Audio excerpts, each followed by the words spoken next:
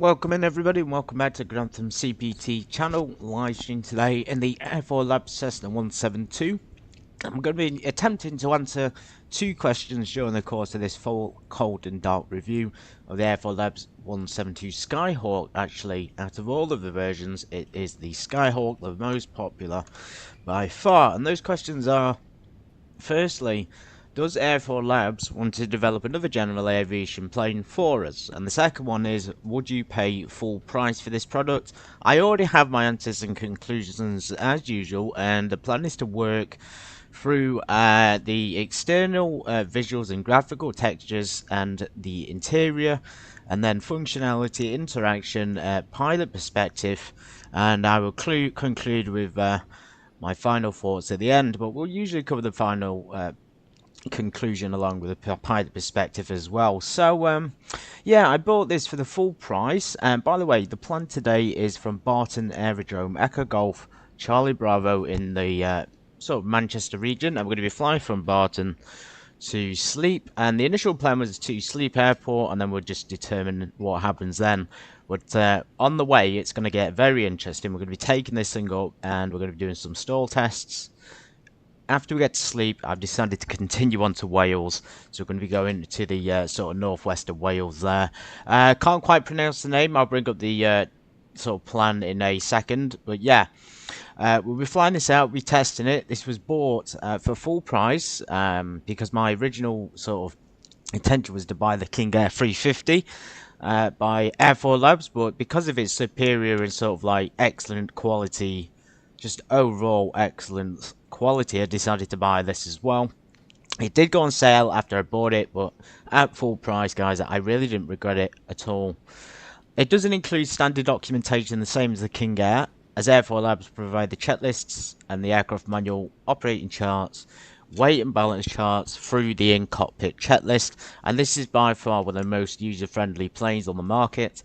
Those checklists are in there for a reason. They're contained within the notes within the cockpit, if that makes sense. So you can just click on the icon and bring them up at any time. It's very simple to install because I already installed the product manager, and you can find that on the plugins up here. So if we go into product manager, you'll see this is what the sort of update thing is for AirfoilLabs, and this is a lot more user friendly, I think, than having to use an external plugin.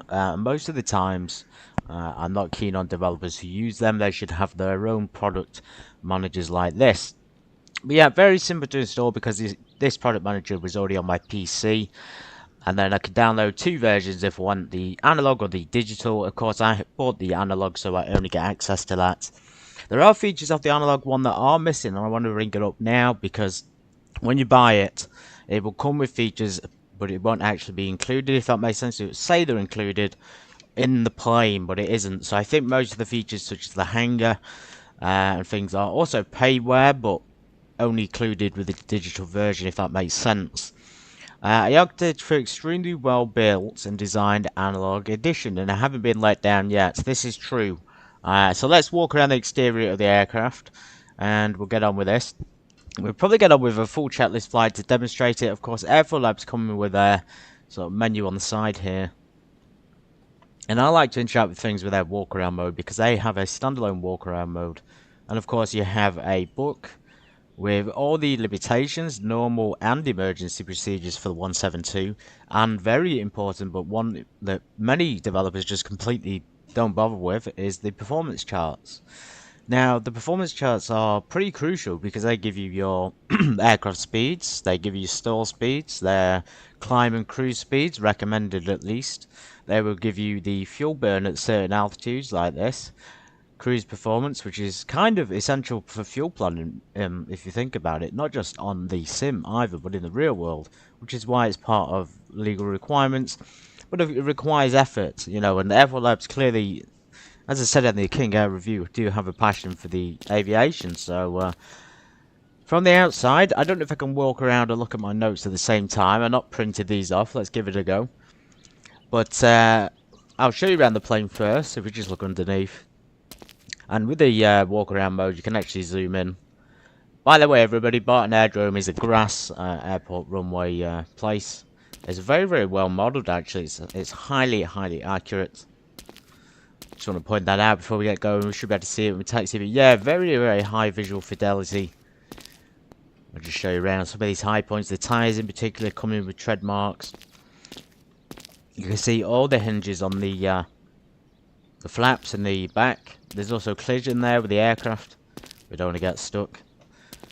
It's just absolutely amazing. What a bit of effort can do to a flight simulator aircraft add-on. And look at that, even manually move the flight control surfaces. That's incredible. We should really do the walk around at the same time, but the controller is on as well, so you won't get the full movement. Let's go ahead and remove this cover, which is very, very difficult to remove. Unless you know where the click spot is. So it tends to be hidden down here, guys. I'm on Golf Lima Alpha November Echo today. So you might want to use show instrument click regions. There we go. And we have 3 people on board. So you can't see the pilot because I'm the pilot. And we have 1 guy in the back and 1 lady. That's how we're going to be flying today. But yeah, very, very high quality. You have a removable engine here. And you notice as well when you remove that panel that the screws physically pop out.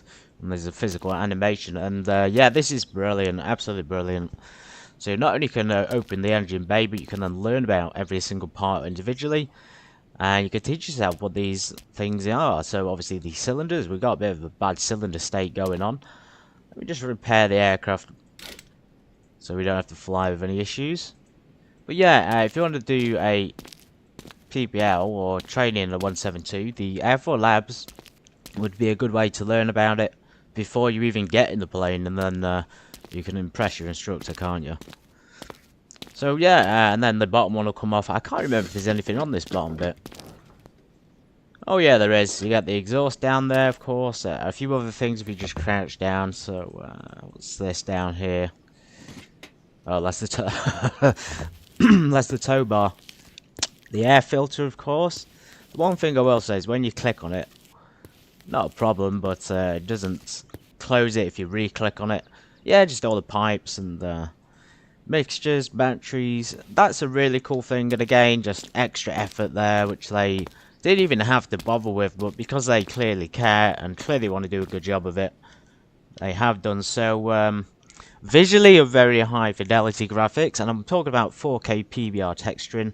Texturing work with special attention to detail in the sound design as well. You know, the undercarriage creaks, rumbles when you're on taxi and takeoff. The flaps and things creak when you move them.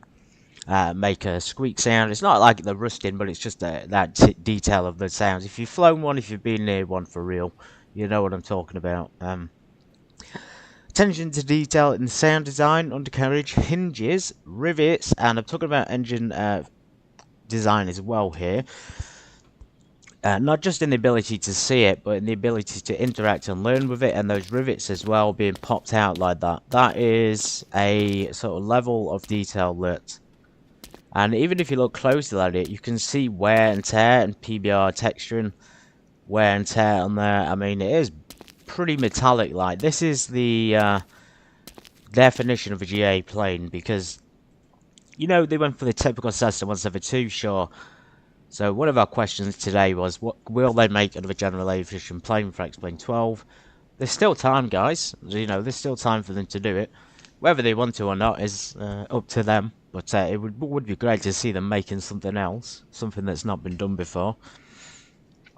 Fully interactive. Everything in this aircraft can be clicked on, from the tyres to the pitos to the engine to the controls. There's nothing off limit. The only thing I will mention is talking about realism. Actually, I'll skip it. I'll mention it briefly, but there's usually something at the back of the plane that will indicate the position of the flaps and the elevator, but a lot of planes don't include that. Interactive high texture quality control surfaces, excellent flap and controlled surface sound, as pointed out when you move them. You will hear them in flight as well, depending on how fast you're going, and the wind sounds will be evident as well. Especially when you stood behind the plane, so if we had the engine running now and stood behind it, we'd feel the full force of the gust of the wind. Great lighting and strobe sound. So these strobes actually do have their own custom sound. The one thing I'll say about the nav lights is it is kind of realistic, but it's also very strange. Is when you turn them on, it will sort of light the whole thing up green. Some planes do that in real life, but I can't remember if mine did or not. Great lighting and strobe sound effects. Wheels are done very well. They can deflate physically. The damage system, which AirfoilLabs actually includes not just the maintenance facilities, but it also includes damage to the plane if you crash. So parts will bend, parts will get crumpled up, the propeller will bend. This has some really cool crash physics. Now the 172 is obviously not requiring as much resources, so it can, I guess, have more details and it still won't take much up. But yeah, they've made it really realistic on crash. And I only had to test it out once because I don't want to crash this thing. It's a beautiful plane and it's a joy to hand fly as well. Wheels are very good. Tread marks and brake line has been modelled. Let me just show you for the brake line and modelling. It's not too obvious to see it from the side here, but we can sort of sneak. Let me try and get round there for you. A bit hard to sneak underneath this thing. Just about see the brake lines, things. The brake calipers there are modelled, and the same on the first and the front wheel as well. And like I said, the tread marks are on there. Those are essentials, I think, for a GA plane.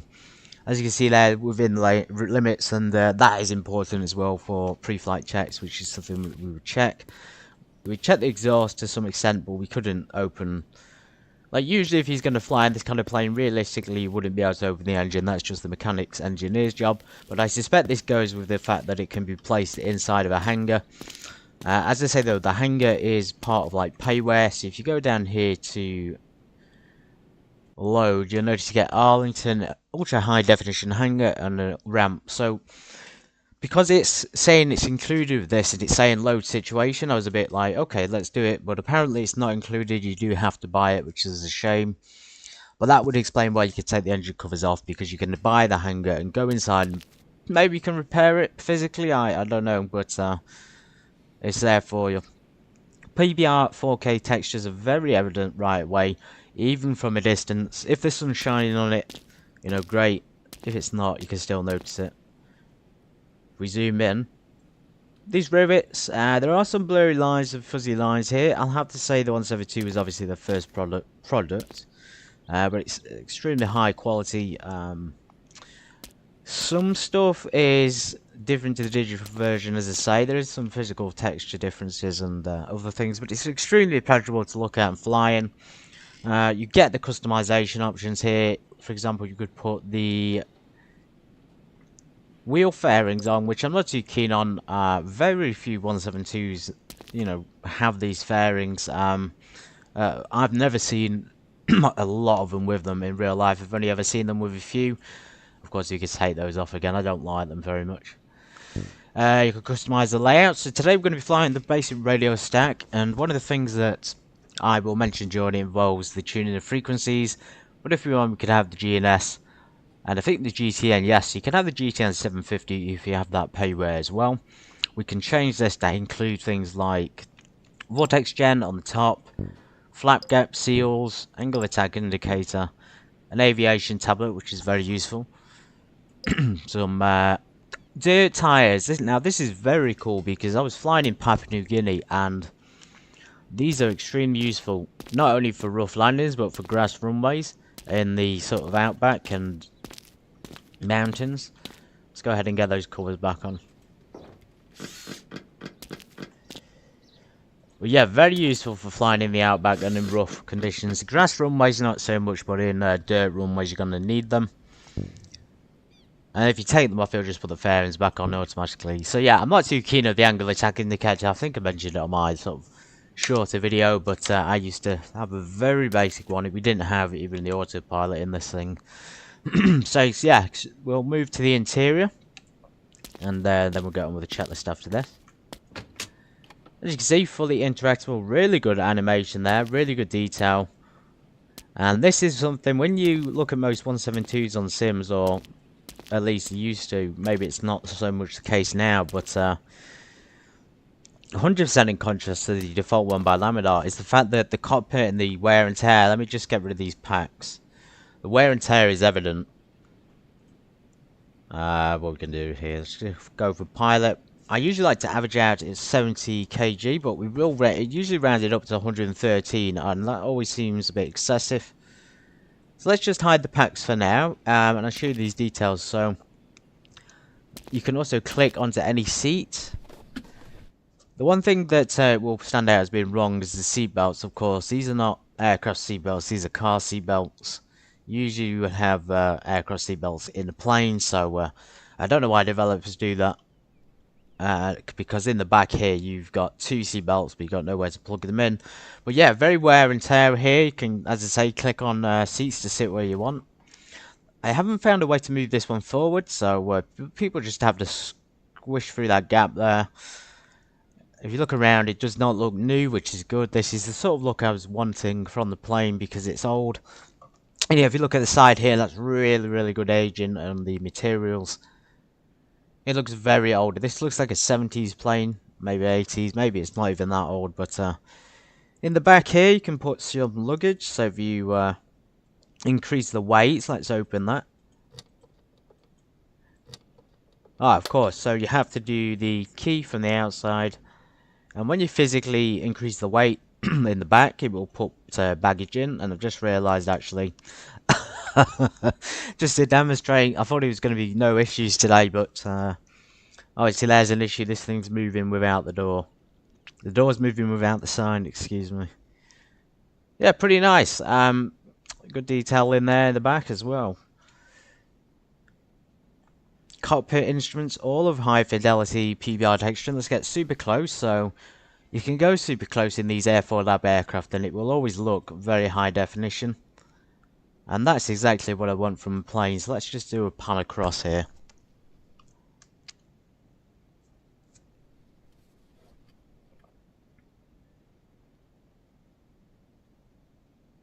Behold the magnificent Cessna 172 Skyhawk. Single pilot, like most Cessnas. And down here we've got our hours. So my hours usually, so it's not 109, the aircraft actually starts at 108. But I was having some issues with the wear and tear system not saving, so I had to reinstall it.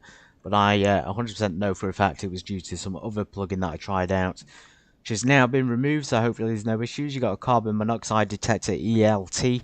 Basic radio stack, which is customized by myself.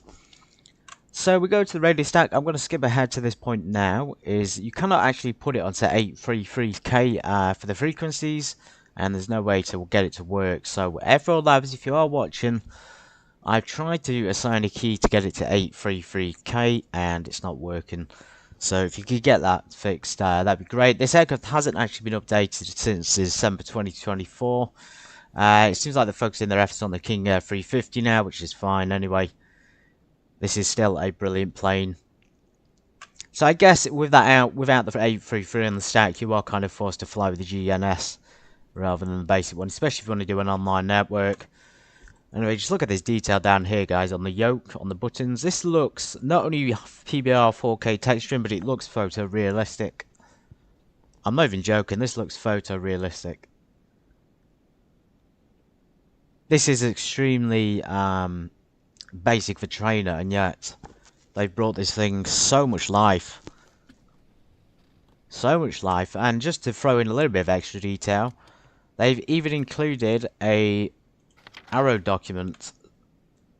So of course the standard like airworthiness certificate over here. Then you've got your aircraft registrations. Then they've got the sort of, for some reason I've mentioned this on the other video as well. You have only a medical student, medical certificate, third class, and student pilot certificate. So usually student pilot, yeah, it's a very strange certificate that sort of contradicts this thing down here, which is in fact a pilot's license. Very odd. Aircraft radio license and of course passport. So they're not the Aero documents, it's just a few Aero documents. The actual Aero documents are things down here in the pilot operating handbook, so the weight and balance, you know, limitations and things like that, and performance charts. One of the differences between this and the digital is that when you click the digital version's handbook, I've noticed it will pop out physically, whereas with the analog version it will simply stay in place. And this is actually not a problem for me personally, although it was a little bit frustrating because I was thinking something was wrong with the download, but it is in fact just specific to this one. This analog version, guys, is the original plane that they built. They then later released the digital, and then of course the King Air 350. But yeah, just to summarise the interior graphics, you know, the same high fidelity rendition featuring, let me just get down here for this, featuring the same 4K PBR texturing as the outside, the same fidelity rendition featuring original cockpit items like a well-made noise cancelling headset. Yes, you can click on it, you can interact with it, and it also includes charts down here. When you click on this, this is a really sweet feature. It actually brings up X-Plane 12's map, and of course Barton Aerodrome is VFR usually, because there's no lights here, guys, so we can't do IFR flying. Noise cancelling headset is working well. Aged seating and cabin. Cockpit looked like an aged wine. Yes, and that is a really good point. Not only does it look aged in a really horrible way, but it looks aged in a beautiful way. It tastes nice, it smells nice. It's got that sort of burning oil and fuel smell in the background. You know, when you hop into the old Cessnas and Pipers and you can smell the burning oil still. Or the, not burning, but the hot oil and the hot fuel. Hot aviation gasoline. It's just brilliant. And interactable items, of course, on the fans. I forgot how to move that thing. There we go. A speaker system, which does in fact work because you includes a music system with 3 soundtracks. And I believe you can actually add your own music here. Now, it shouldn't be too hard to do it, but if you go into your folders, you could add your own custom music to the actual music track list, and then when you put it onto it in flight, and I will demonstrate it in the air, you can listen to your favourite music. Obviously you can use Spotify or something like that as well, but yeah, if you don't want to use an external amp, you could always just build it into it. Like a fine wine, very high quality, impressive to behold it is. I stepped into this for the first time and it really did feel like getting into a real plane. Had so much respect for it. The 172, of course, is a classic. It's the train everyone goes on. This is probably how I trained on it, but again, I didn't have the autopilot back when I did it, which is not that long ago. Radio panels, switches, and other buttons are all very clear and easy to read. Excuse the coughing in the background. Yeah, very high definition. So on the AirfoilLabs, you notice when you zoom in, as I say, you will see high quality textures and writing, which is easier to read than, let's say, alternative products where you zoom in and usually can't see any details. All the writings are there, all the reference speeds, all the warnings about pitot heat operations, maneuvering and spin recovery, day-night, VFR, IFR conditions. Not certified for icing conditions in this aircraft.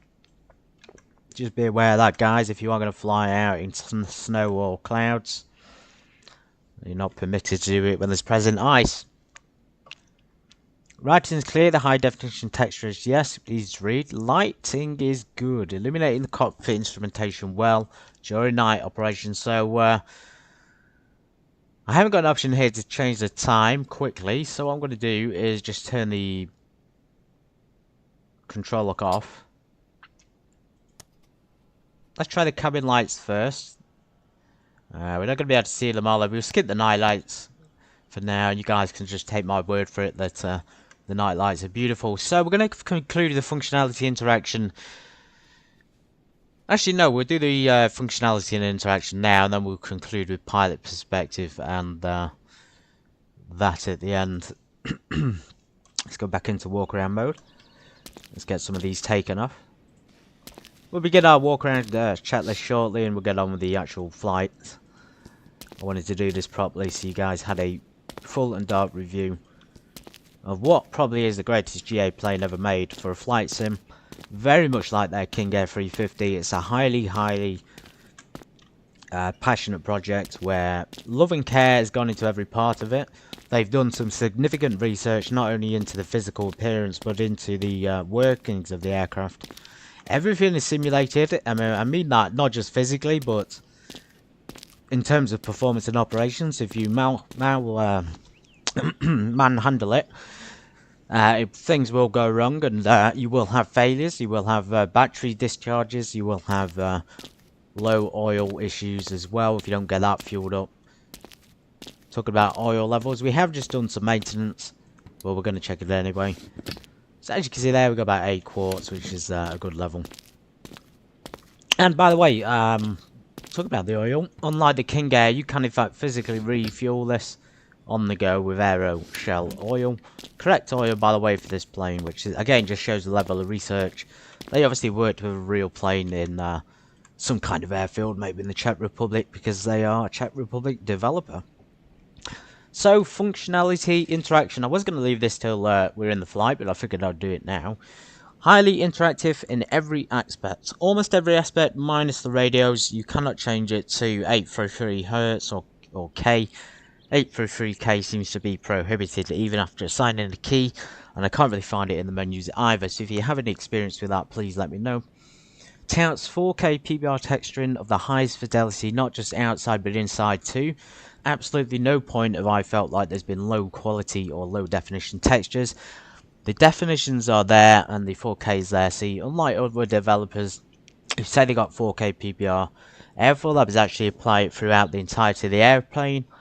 Whereas other developers say they've got it in, but it will only apply to very, very small parts of the actual aircraft, which means realistically it's the majority of it will be low definition with some high D textures and some 4K in there, if you know what I mean. But AirfoilLabs is 100% 4K. Every switch works as expected in the cabin. On the in-cockpit checklist, a map of great features and references. Cool and useful headset which can be worn or not to dampen external sound. Customizable cockpit with options for basic radio navigation and GPS. Haven't used the GPS yet, so I'm not sure if it's 100% functional, but knowing AirfoilLabs, it will be. Excellent feature, allowing flying with any VOR frequencies. My preference, guys. I really do like general aviation a lot more, and being able to fly by VOR or DMEs or NDBs, for example, is a lot more fun. And also just flying by the eye and following roads, following motorways through the UK. For me, for the UK, because that's the place that I live, is a lot easier than using VORs sometimes. No cheating on the GPS if you don't want to, everyone. So you don't have to use the GPS, even for the ILS approach. You saw there we had the ILS instrumentation in the cockpit. Let's just show you again.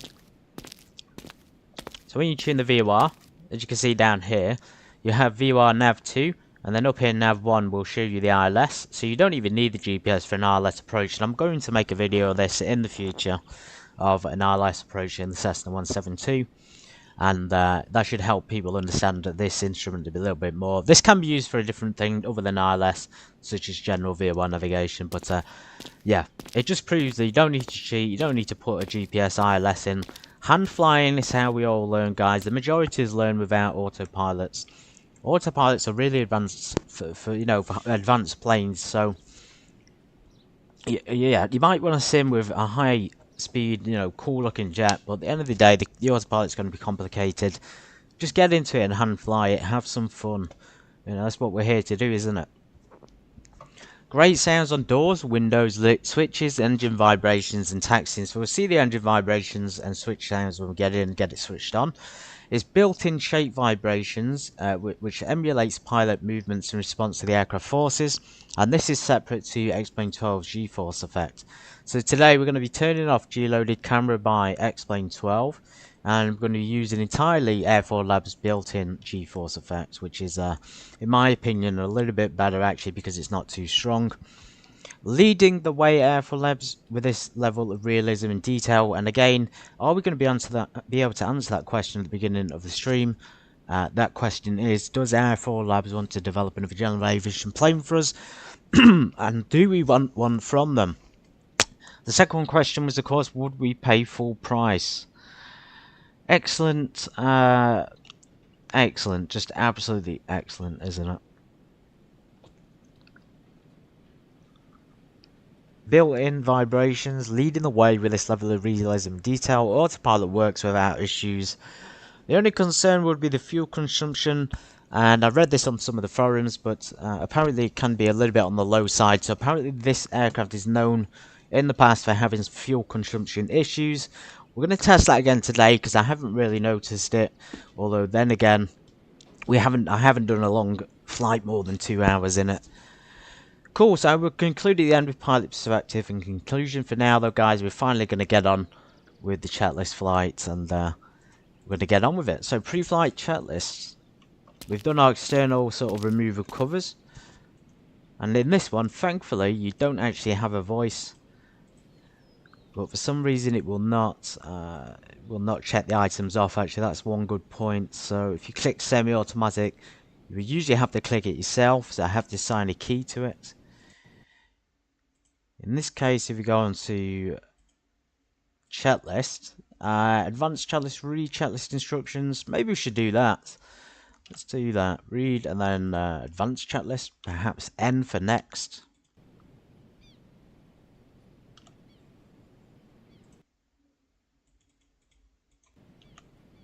Okay, so there is no read checklist. Let's click start. Is it going to work or not? Right, so it's doing the automatic camera. We don't want that on.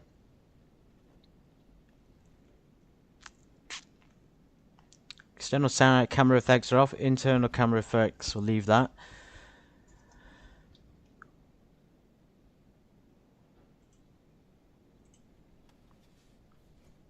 Camera focus. My mistake. So we don't want camera focus on, just so we make it a little bit more realistic. So aero documents, again, it is missing some for the aero documents, but we are on board. We've got the checklist there and the weight and balance and the other documentation over here, which is a strange legal requirement, but you know, it is what it is.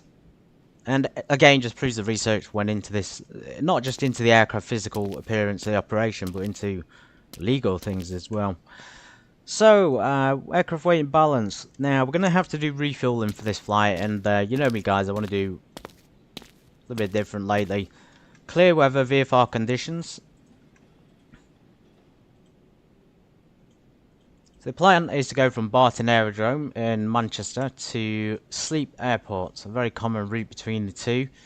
It's about 41 nautical miles, and it was my original route, not plot.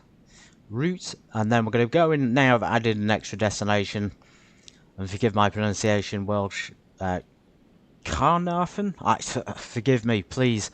We're going to be going Wales after that because it was a little bit too short a trip down to Sleap, and that's only about half an hour estimated on there. If we go over to the online notepad, so I've already calculated 30 minutes for the trip fuel. And I'm going to put 45 minutes in because we are going to be doing some other things in the air. We're going to do a few steep turns and we're going to do some stalls. God forbid we fail and we crash. We are going to take another 6,000, probably 7,000 to do that. So yeah, we'll be calculating our speed half an hour. Let's get our charts. Performance. We'll do it up to 3,000 for the cruise. For the majority of the flights. So cruise performance 1, cruise performance 2. Looks like there is no 3,000, so we'll say 4,000 at 2,400 RPM. Standard temperatures.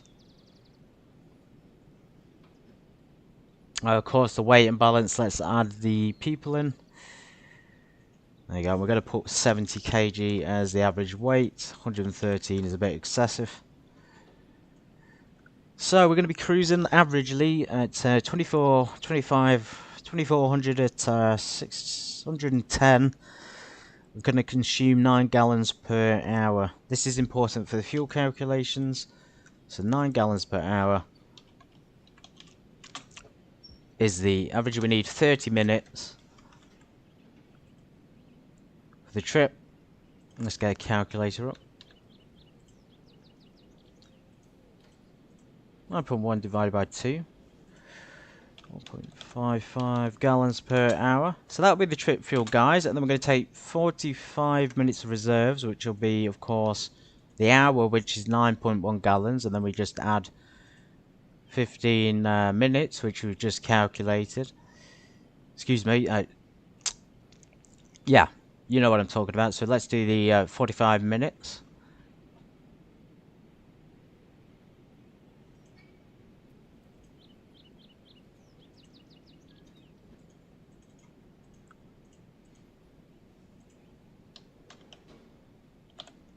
Wait a minute, guys. I'm just doing the calculations. So 5 plus 2 point.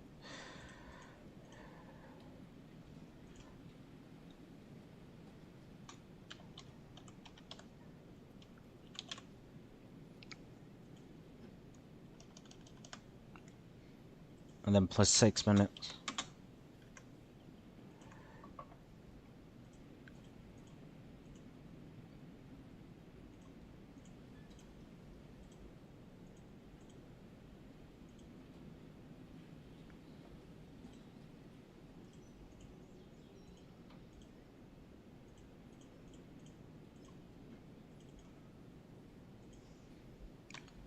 Round that up to, I'm going to take 3 there just to be on the safe side. That's making me feel a bit better. I'm just calculating because I'm thinking about when we get to the airports. Right, we'll add those together and that'll give us our total trip fuel. Apologies about the silence there. I'm working on the computer calculator rather than the real one. 4.55 plus 6.825 plus 3 gallons there. Not much really. It seems a little bit low, doesn't it? So 4.375. Let's just round it up to 15 gallons. So that'll be divided by 2 tanks, of course, which is 7.5 in each. So we need 7.5. We need 7.5 gallons of fuel in each tank there, and that should last us 30 minutes for the trip. 45 minutes reserves plus 6 minutes of taxi. And I know that's not accurate for the 6 minutes, but I've taken a little bit more than what we need because we're going to be doing a stop at Sleap, aren't we? Back to the airports. We don't have any navigation references. We'll just go on a course of 200, and then we'll get to Sleap. We'll go to final destination on a course of 287. This is pretty much visual flying today. We're not going to be using VORs. It's going to be entirely visual with the heading, and you know, when we get near the airport, we'll probably get ATC to help us out a little bit if there's some available, which I'm pretty sure there will be. Right, fuel weight and balance are calculated. I hope that was kind of useful to you. That's part of the pre-flight checks. Weather's been checked, no obvious issues at the moment.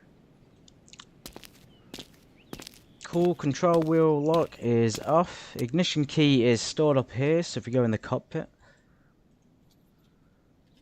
you see it gets put into the actual thing, which is brilliant.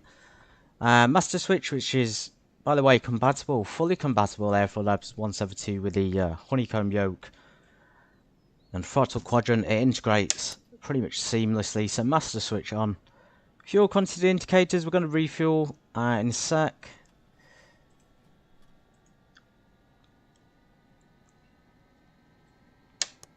Avionics master switch on. Let's just check this out. And hopefully the sound is good for you guys. I'm going to put the headset on during flight.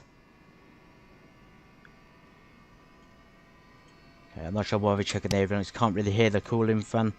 Static pressure alternative source valve is closed, hopefully. Fuel selector valve is both. Fuel shutter valve, flaps. Let's do the flaps, everyone. And we'll get all the lights on as well, so we can have a look at them.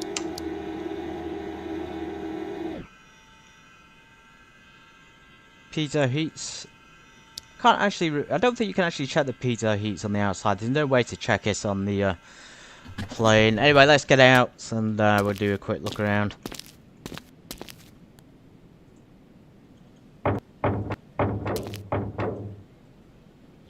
Luggage door is secured. By the way, this is David in the back, everybody. Say hello to him. He's going to be joining us for the flight. He was my flight instructor. He's now a regular flyer. This lady is just, you know, she just turned up in the plane this morning. I don't really know who she is, to be honest. Anyway, so lights are looking good. As you can see, the red one seems alright, actually. That's not too bad. It's the green one that seems a little bit off. But I think that's just a realistic thing, everyone. Very, very bright and realistic on the textures. This is not 2D lighting at all. This is 3D lighting. It's very, very good. Strobe light. Ailerons. The flaps are good. Check all the hinges and check the statics and wicks. Excellent. Beacon, just so beautiful. I mean, look at it from a distance. If this was not a sim, If this actual physical plane was at an airport for real, it would look real. I know that sounds strange. If you were to 3D print it and place it next to a real one, you probably couldn't tell the difference. Let's just get down here, make sure the externals are good. We've got the statics ports on the side as well. And another detail down here, the actual aircraft identification.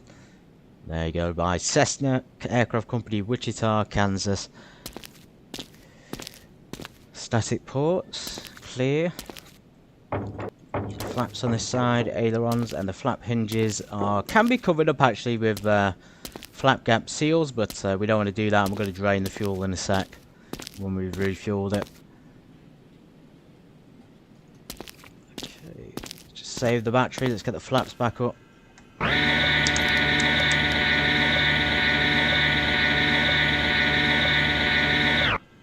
We'll get everything off.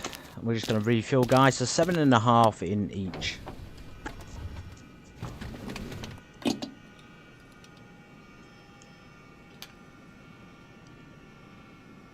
We don't need that much, so we got barely 5 in there. And unfortunately, when you refuel, again, I'd like to see some consistency between measurements and units.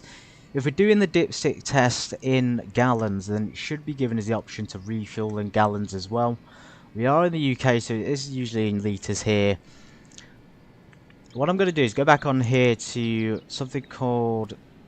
Let me go on my bookmarks.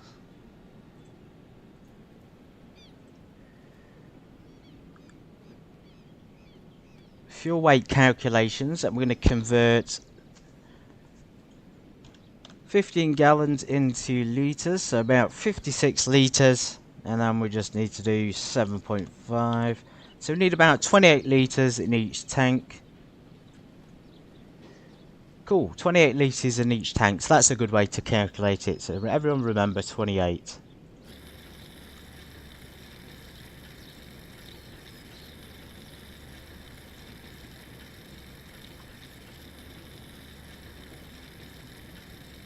(26), 27, stop. Everyone type refueling in chat, weight and balance, pre-flight checks. 56 gallons is not that much, but then again, it is only meant to be a half an hour flight. At 9 gallons an hour consumption. Same on this side, so we probably need to put the full lot. We're not going to take into account the fuel that's already in it. Usually you would, but in this case we're not going to, so 28 again. That'll take us up to our full amount.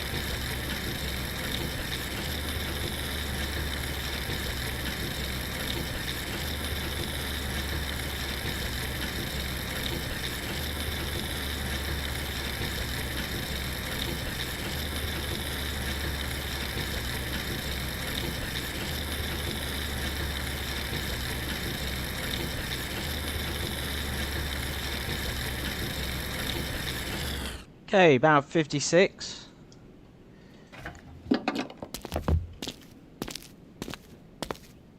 That's us refueled. Now we're going to do just a quick test underneath. I know the chat list, so we probably don't have to do it off the chat list. A quick drain test of all the drain holes too. There's quite a few on the Cessna 172. It's like 5 on each side. It's coming out pretty well though at the moment. Nice blue colour. And by the way, everybody, I know that might seem like water to people. I'm a bit confused whether that actually is water or oil. It's not too clear what it is. I would like to see perhaps a description on there. If you go into show instrument descriptions, it just says fuel drain on it. It doesn't say what the actual substance is. So we could be draining a combination of water and fuel there and we wouldn't even realise it. Of course, we don't want water in the tanks. That's partly why we do this test.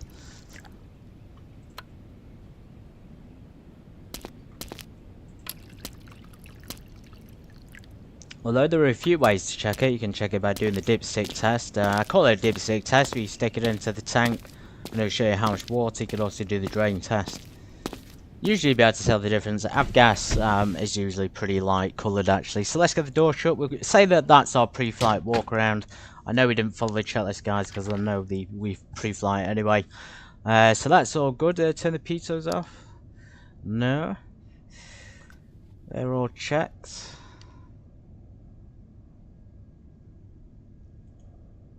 Antennas, yeah, we did all that. Fuel tank, sump, quick drain valves were drained. Fuel quantity was checked on the dipstick. Fuel filler cap was secure. The oil was checked at the beginning of the stream. Engine cool, so this is all checked. Right, before engine start checklist, we're going to have to get clearance, I think, from ATC. Seatbelts are secured. Let's get our headset on.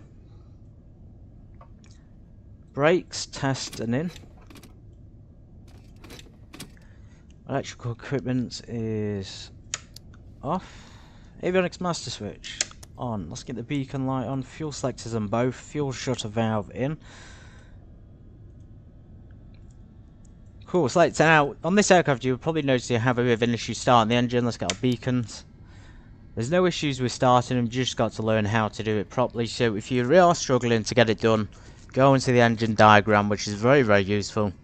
Yeah, again, another brilliant feature, and the electrical feature as well, so you can see the currents.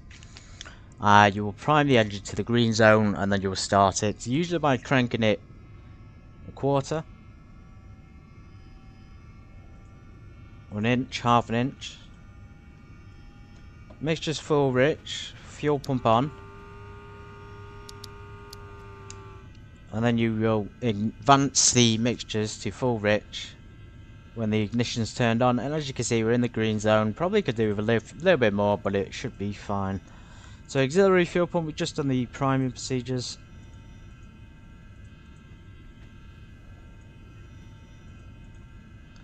Cool, I think we're ready to start, aren't we? Right, clear prop. Let's see if I can do this first time, so fingers crossed.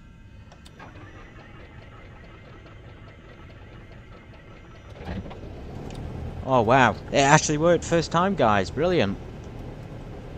I have noticed actually one of the things about the sound, it is very high quality, but even without the headset on it, it still seems a little bit on the low side, so good sound installation inside the actual plane. There's probably no need for me to put my headset on. If I do, you guys might not be able to hear it. Cool, that was really good. One quick successful start. Oil pressure and T's and P's are all good, so temperatures are going to be rising soon, hopefully. Pressure is really high in the system. We've got no idea why. Maybe we've got a hot start or something. Let's just bring the throttle back. And careful of spark plug fouling, which is simulated. So yeah, we are running high in the pressure there. Let's lean the mixture just a little bit.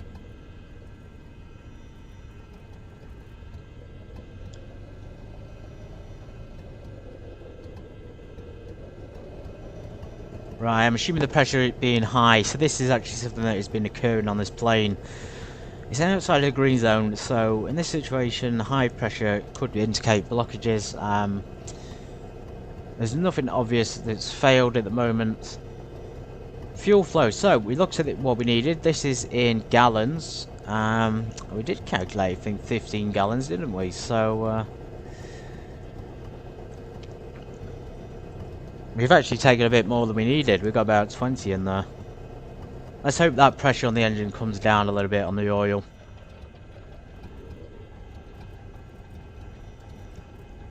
Right, avionics on.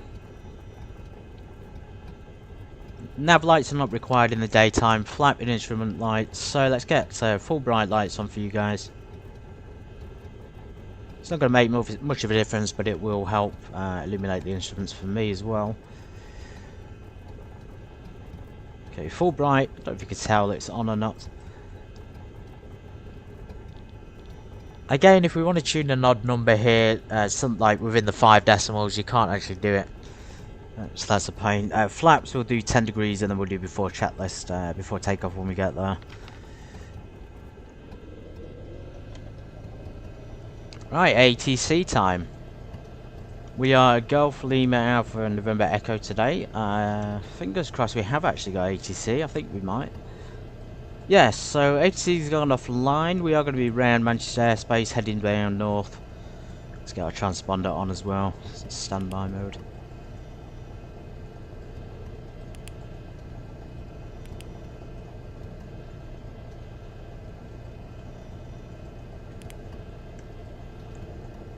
Okay, no ATC, we might as well get going. The course, remember, from the flight plan was about 200 down to Sleap Airport, and of course the heading needs to be aligned as well, which we'll do now.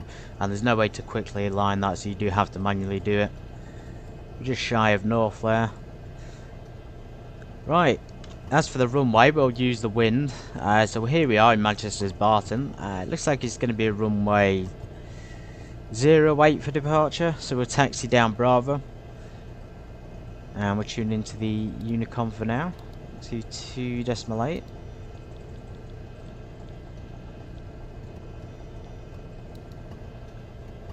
Let's get going.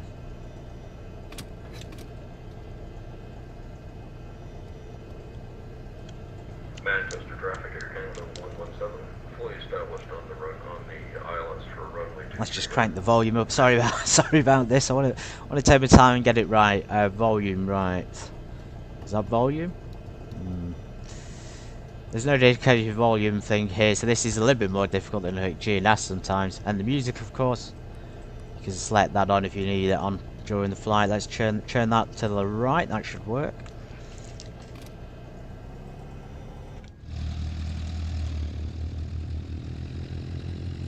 And I will be returning to Barton Aerodrome to do some circuits on a stream at some point as well. So if you're all looking forward to that, you can join me then, and I'll be back in G Lane. Barton is such a beautiful airport. It's really, really nice to fly at. It's all grass runways. Just look at that though for the animation, the movement.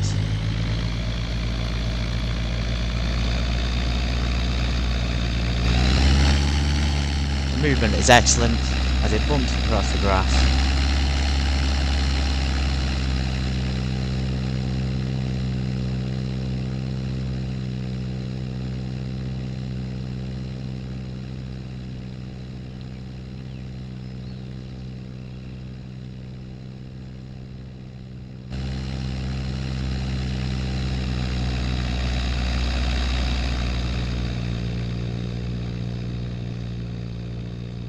No, even on the taxiway, damn it. Okay, going from CBT, just going a little bit rogue on the Cessna at the moment. Let's get back on track, let's get back on the taxiway.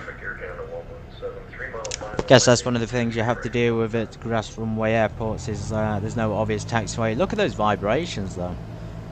The reason I wanted to do this review Friday is so we could take our time and have a nice relaxed general aviation flight, because at the end of the day, this is where the magic is at, this is where the passion's at, this is where the development is at as well. And people like Caernarfon, you know, developers, have proven that time and time again with their products. And I think we're off the taxiway again, possibly. But yeah, Caernarfon, Microsoft Flight Simulator, you know, GA market is absolutely huge on there, same as on X-Plane.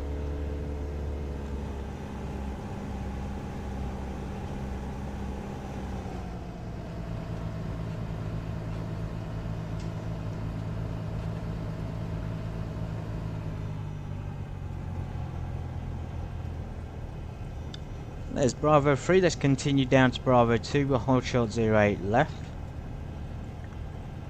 And we'll do a run up, so we need the windsock for this. And the brakes, everything about it, from the braking to the sort of stopping behaviour, is exactly where you'd expect it to be at this kind of airport. Windsock is actually pointing in sort of the opposite direction, a little bit of crosswind today.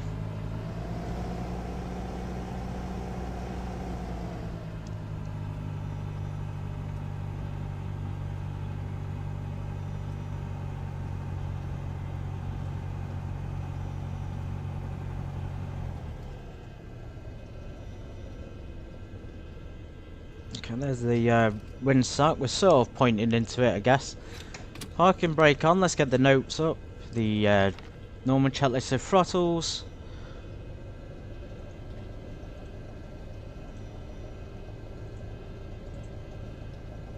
Cabin seat secured.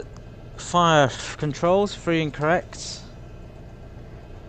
And if we look at the position of the actual ailerons, could check there for some brilliant cross control checks. Just look at that view low, absolutely magnificent. This is exactly what it looks like. As I say, the developer's obviously gone into a real plane here and, you know, taken pictures and been with a real 172.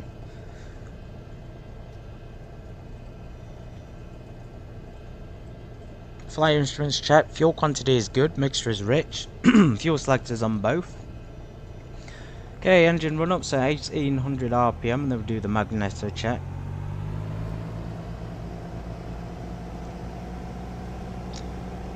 It's about 1800. And we're going to do one to the left.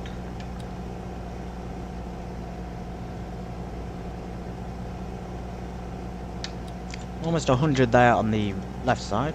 And right magneto. Pretty good. Everything's looking good there. Okay, vacuum gauge, one of the few gauges on an aircraft that actually should work, but most times it doesn't. It does on this, of course, because it's AirfoilLabs, so they always get it pretty much correct. Vacuum's down here. The oil pressure seems to have sorted itself out, so that could have been because we refueled, and then obviously when we refueled and put the engine on, it was kicking around that old and new fuel together, which is why it was so much pressure in there. There may have been an air bubble as well, which caused the pressure to go up. A bit like having I don't want to scare anyone if you're like a hypochondriac, but you know, having an air bubble in a short space can cause blockages, and yeah, so that's what we keep our eye on. MAT is good. The throttle, let's check the idle. Any rough running of the engines. Okay. Friction lock, can't actually adjust it on this plane, but you can adjust the one in the mixture setting, not the actual throttle though. So if you want to adjust it, just use your mouse or something like that, and that will do it for you. Okay, strobe lights coming on. We're not going to use the navs because it's daytime. Radios, we're going to tune for altitude. Autopilot off, manual electric trim. So manual and electric works in this aircraft. Flaps on 10 degrees. We're going to be rotating about 55, and then we're going to climb out between 70 and 80. Short field takeoff, so it's not actually a short field. I think Barton's about 2,600 feet long, and then we'll move to the en route climb.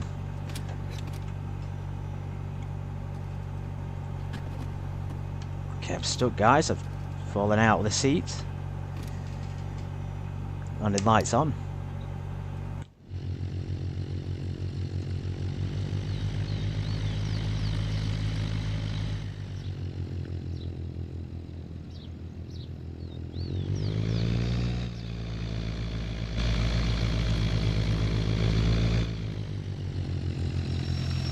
Okay, I can't get that exterior shot still.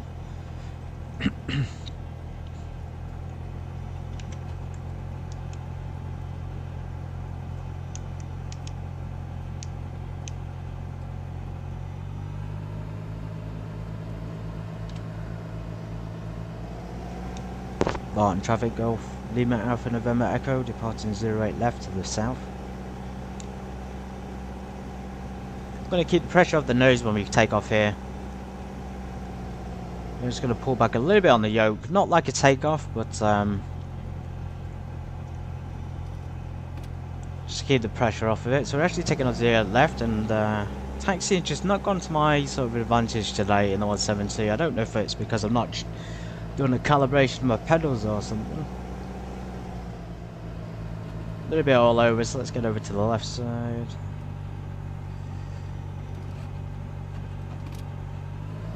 Yeah, something's definitely going wrong on these. Give me a sec. Every time I try and do the rudder control, it's not pushing it in the right direction.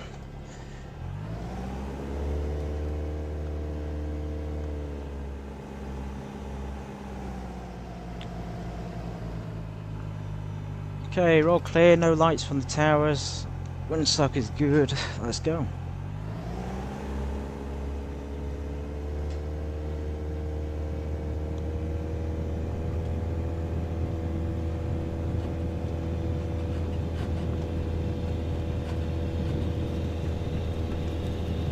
$55. Nice steep climb out on the 172. Pitching for about 760 initially to get over the obstacles, and then we'll pitch down 70 or 80. Trim, of course.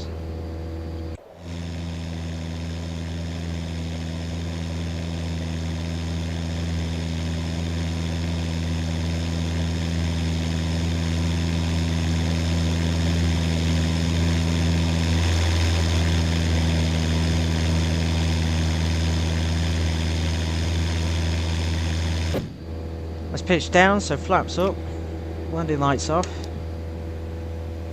and we can increase our speed now, 70 to 80. There's Manchester City straight ahead. We're going to be avoiding Manchester and probably the traffic at Manchester Airport as well. So let's do our southbound turn now to 200. I'm going to use the heading bug as a reference. AirfoilLabs as well, rather than giving you an auto coordination, you do have to control the rudder yourself, so if you are looking for that, AirfoilLabs is the way to go. Okay, we need the light shades down here. We've got a couple of sunglasses for us. G-loaded camera should be off with so we can feel the effects of the AirfoilLabs aircraft. Remember guys, we're going to 3,000 feet and we're going to do some stalling on the way to Sleap Airport. So everybody look forward to that, and it's climbing like an absolute rocket. We have what do we have on winds? We have about 13 knot headwind soon, which is great. We've got landing to 350. We're going to be landing on the waiting. Got actually at 1 runway 2 tree lines. Going short 2 on proper.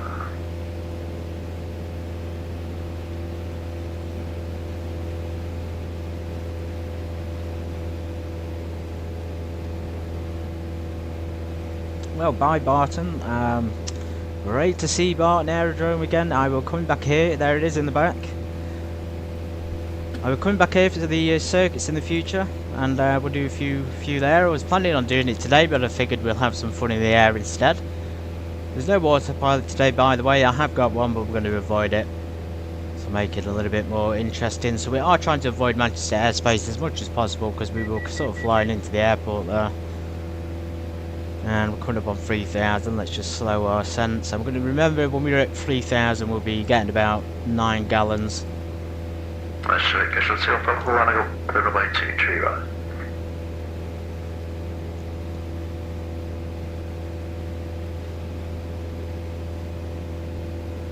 Very well trimmed at the moment.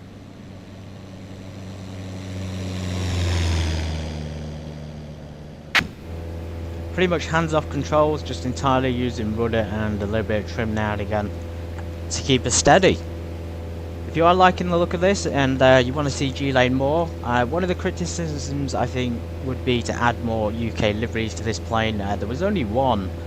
They have got a few French, German ones and a lot of American ones, but one UK one didn't seem like enough for me. Let's have a quick drink. Everyone get your cup of tea out.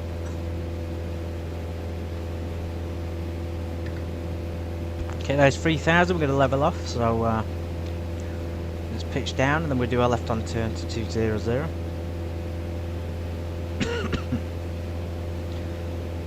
Let's bring that throttle back, probably about, we said 2,400 for cruise, so let's leave it at 24 and then we'll just lean it a little bit.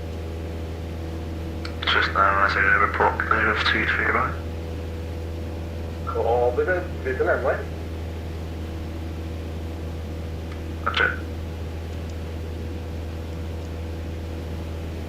See if we can see Manchester Airport. There it is. I think that's it in the background. So we kind of want to go around that. I don't want to get in the way of the A380s and 10 Airbuses and things. Actually departing in this direction as well, so we could be in their sort of region. We are at 3,000, then we're below their sort of altitude. I think we'd need to be concerned about 5,000 feet.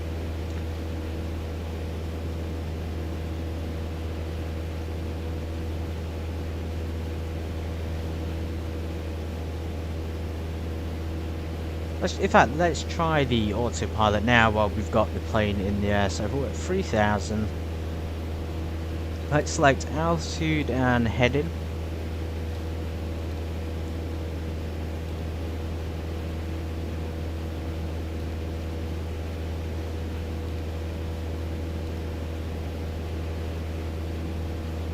Okay, so it's pretty smooth transitions there from the manual to the auto.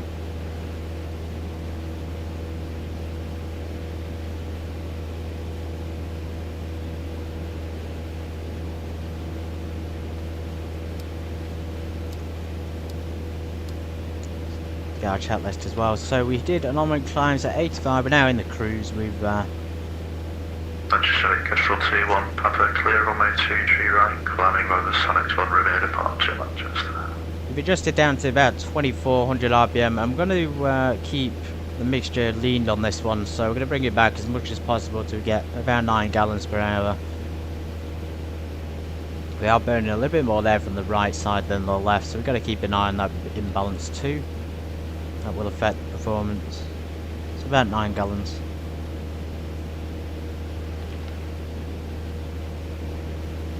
And believe it or not, this, as I say, if you're manhandling, if things aren't treated with respect, you will have failures. I've had one catastrophic failure in this after takeoff. I took off, and because it was probably because the engine was overworked and the mixture wasn't linked correctly. So I took off, and you know, as I was climbing out, I barely at 300 feet, and the engine set on fire. So I had to make an emergency landing directly ahead. So yeah, again, if you mess around with it, you can expect things to go wrong pretty quick.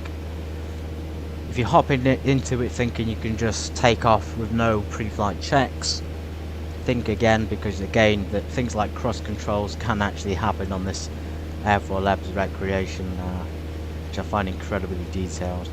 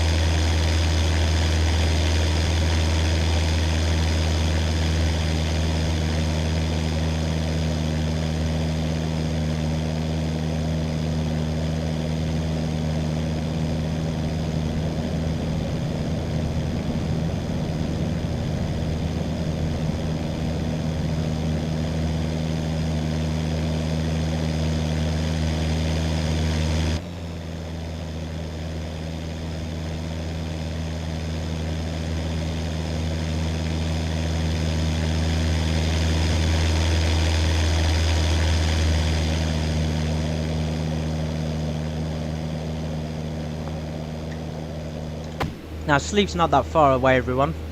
Beautiful, beautiful views there. In fact, it looks better with the shade down, doesn't it?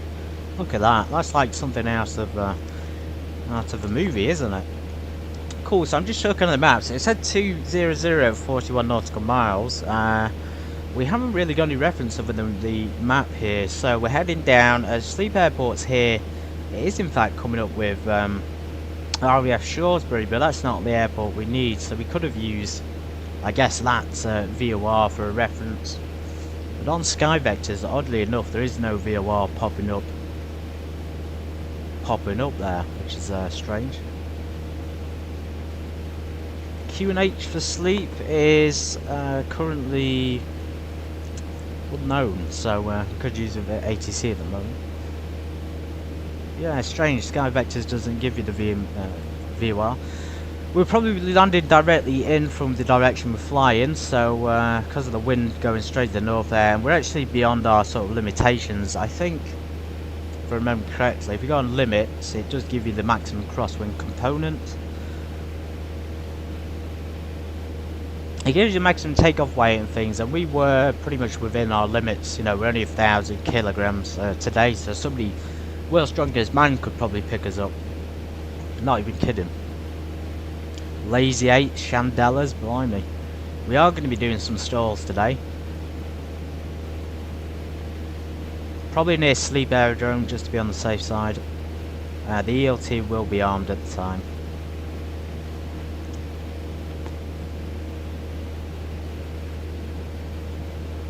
Limitations, am I blind? I'm pretty sure, unless it's the King Air I'm mixing it up with.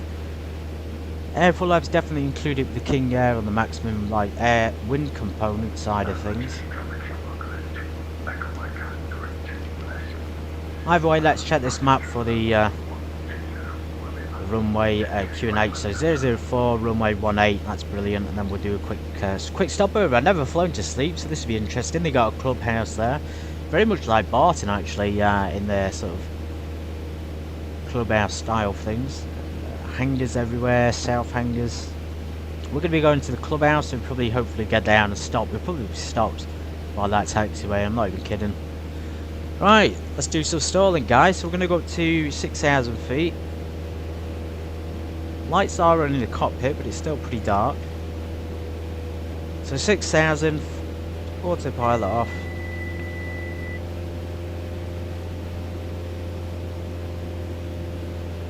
Yeah, it is very dark. I'm wondering if I turn the lights off rather than on.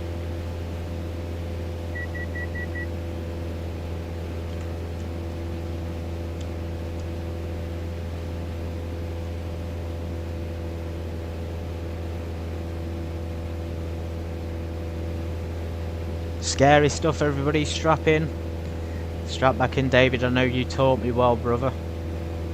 You're humble. Oh, blimey, our passengers vanished from the front seat. Oh right, she's a pilot, isn't it? Sorry, that's my mistake. So if they're in the front, guys, it classes them as pilots for some reason. But yeah, look at this. Hands are flying, not touching a single thing other than the rudder control, and it's absolutely brilliant, isn't it? Can't help it. I need to do a flyby every now and again.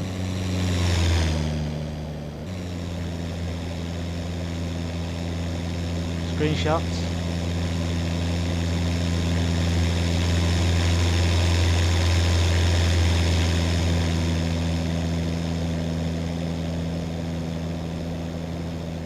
Looks like we are going to be avoiding controlled airspace today.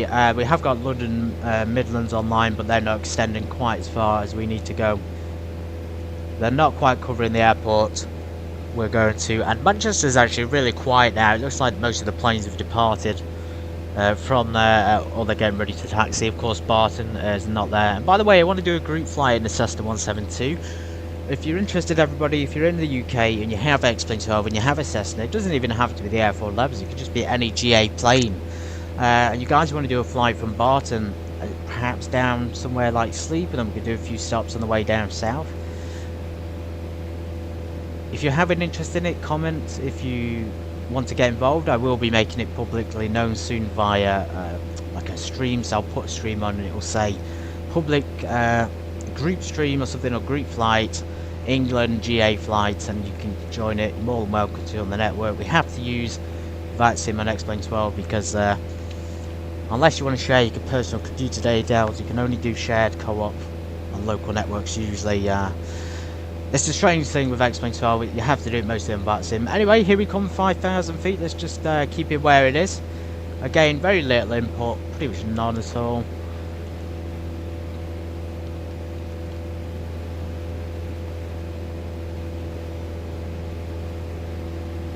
Magnificent. Everything's looking good, so the fuel flow is still good. It's a little bit high, let's lean that mixture a little bit actually.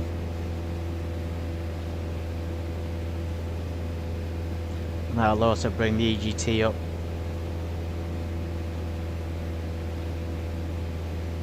Temperature pressure is good, so when we stall, everybody, we're going to leave the strobes on. We're going to turn probably the landing lights on as well. We're going to bring the mixtures full rich, and then we're going to bring the idle the power, and we're going to continue to pitch up to maintain 6,000. When I did stalls in the Cessna, it was about 7,000 to 8,000 feet, and that's probably because when you do your training, guys, this instructor wants to make sure you've got plenty of room to recover. We did stall recovery, we did spins, like not actual intentional spins but spin recovery as well. We did steep turns, which we're also going to do after the stall. So steep turns are really quite something on the body, about 45 degrees of an angle. And you would usually do a 360. Traffic, Longboard 901, lining up runway 23 right, Manchester traffic. Okay, we're sort of going out into IFR there, into IMC. We need to get out of this cloud, guys. We're not IMC rated today. We're actually VFR rated, so we're out of our comfort zone. Personally, you know, we're trying to find this VFR rules with as much realism as possible. As you can see, these cloud spots here are really dangerous, actually. If you've got a PPL, a new PPL pilot who's not IR rated, and they go into a cloud like that, they might panic. They might crash. It does happen more frequently than you would imagine. So these little grey things are actually very dangerous to the regular pilot.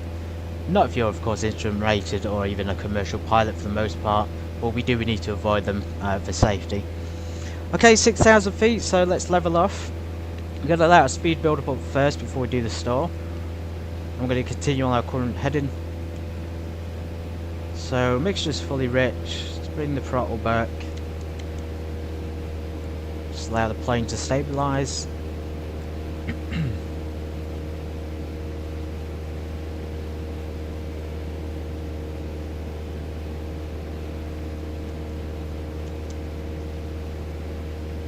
Okay, there's no other traffic in the area. The area around the aircraft is cleared, the landing lights are coming on. Mixtures are fully rich, our transponder is on. Let's give them a call out. In fact, let's check our position. So we are at 20 nautical miles north of Sleap Aerodrome. Golf Lima Alpha November Echo, 20 miles north of Sleap Aerodrome, practicing stalls, 6,000 feet. Okay, brilliant. We're going to bring the power back. We're not using X-Plane's G-force effect, we're going to be using AirfoilLabs built-in effect. So idle, we're going for a clean stall first, and then when we recover we'll do a dirty stall in landing configuration with power on. So this one we're just going to do a power off stall. To avoid that cloud as well, so let's pitch up. Maintain 6,000. Speed is bleeding off. And when we recover, guys, we'll have to keep the controls neutralized and stop the spin if there is one with the rudder controls, rather than you can hear the wind building up, the vortices. She's gonna go. Buffering, stall warning, and whoa! Rudder control to the right, full power.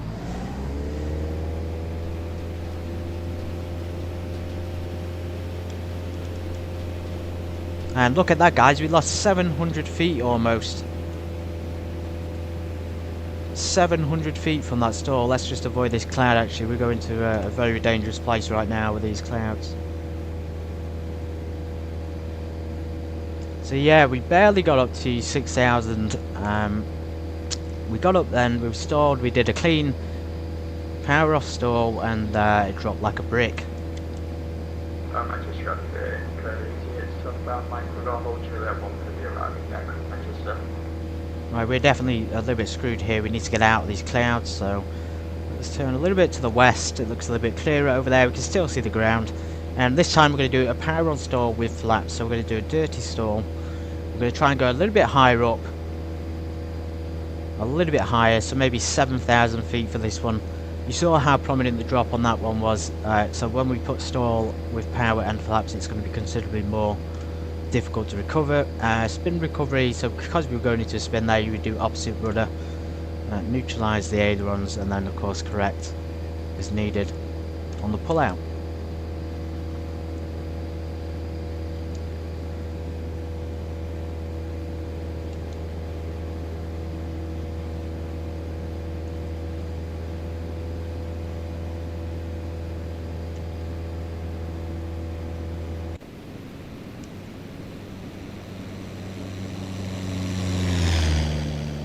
got that crosswind coming in, so if we do stall into the wind like we just did, that might explain why it's so much stronger. Maybe we should get a little bit closer to Sleap Airport as well.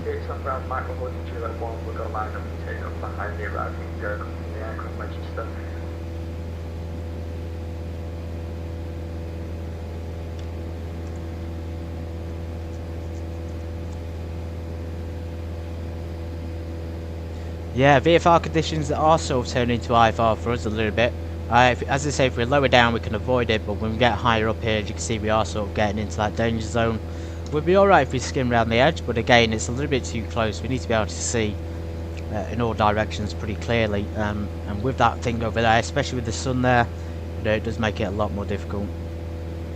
Look at that on the front of the engine, the vibrations, especially when we were stalling, you know, the buffering, the sound of the horn, absolutely magnificent. And if we want to, we can use an angle of attack indicator as well. Absolutely brilliant. Cool little details here though, that is so cool. 4K PBR texture, 100%. Okay, we got past 7,000. I want to be on the safe side for this one, so let's do mixtures rich and we'll level off. And we've got that headwind coming in. Let's reduce the power back. I'm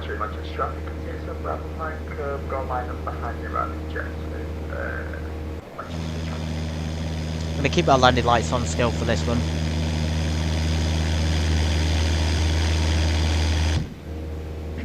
Okay, mixtures rich.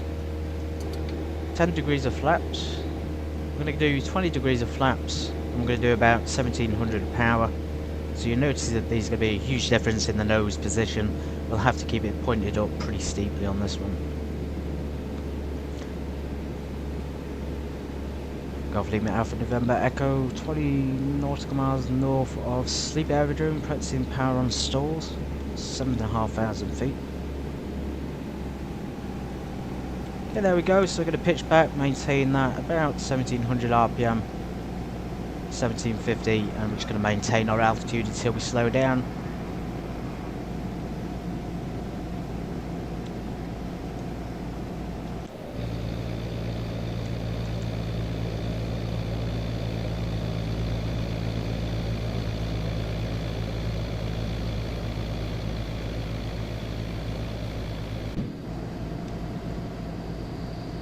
Speed's decreasing, 60 knots, struggling to maintain it. A little bit more power in there, so if we can stay there where we are. A lot of buffering. Cool, blimey. Maintain it. Really strong on the controls. She's about to go any second. Oh my god. Whoa, and there we go, guys. The flaps up.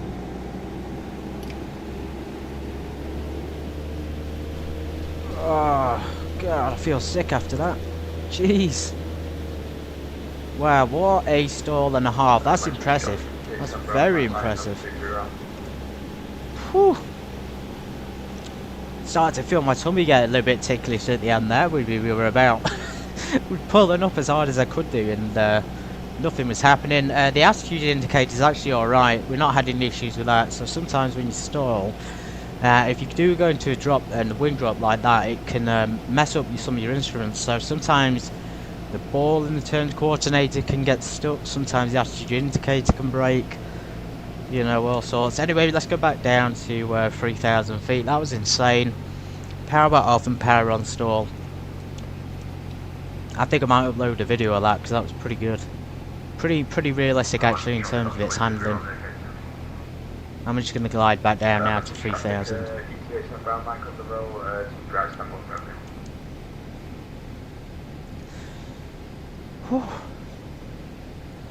Everyone type stall practice in chat. Successful. We live. Hashtag we live. Right, we better get on with it. We'll do the steep turns when we get to Sleap. We'll stop at Sleap, just make sure everything's good with the wheels and things, and the ailerons, let's get our landing lights off. Fuel quantity's alright. And then on the way from Sleap to our last destination in Wales, we will do some steep turns at about 45 degrees.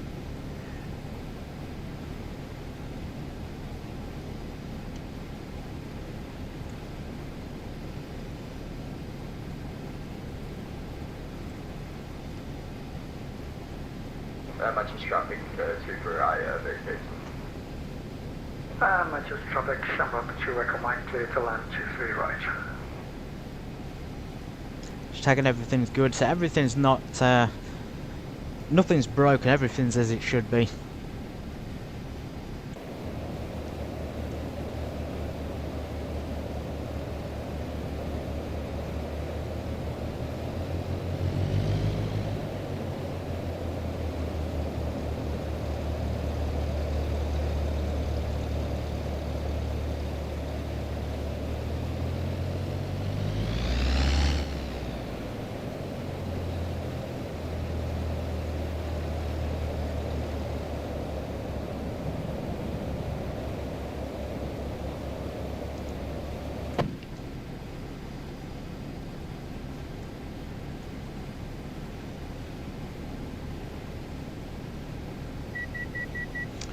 Yeah, there's 1,000 feet to go.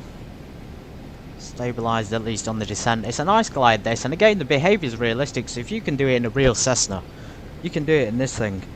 Those power on and power off stalls are extremely highly accurate actually, not only to the behaviour of the aircraft but to the recovery as well. And the instrumentation indications, just everything about it was pretty accurate and spot on. So if you're looking for an aircraft that replicates the real world, this is the one to go for, especially if you're training for your PPL, because this is the best one you can get, personally.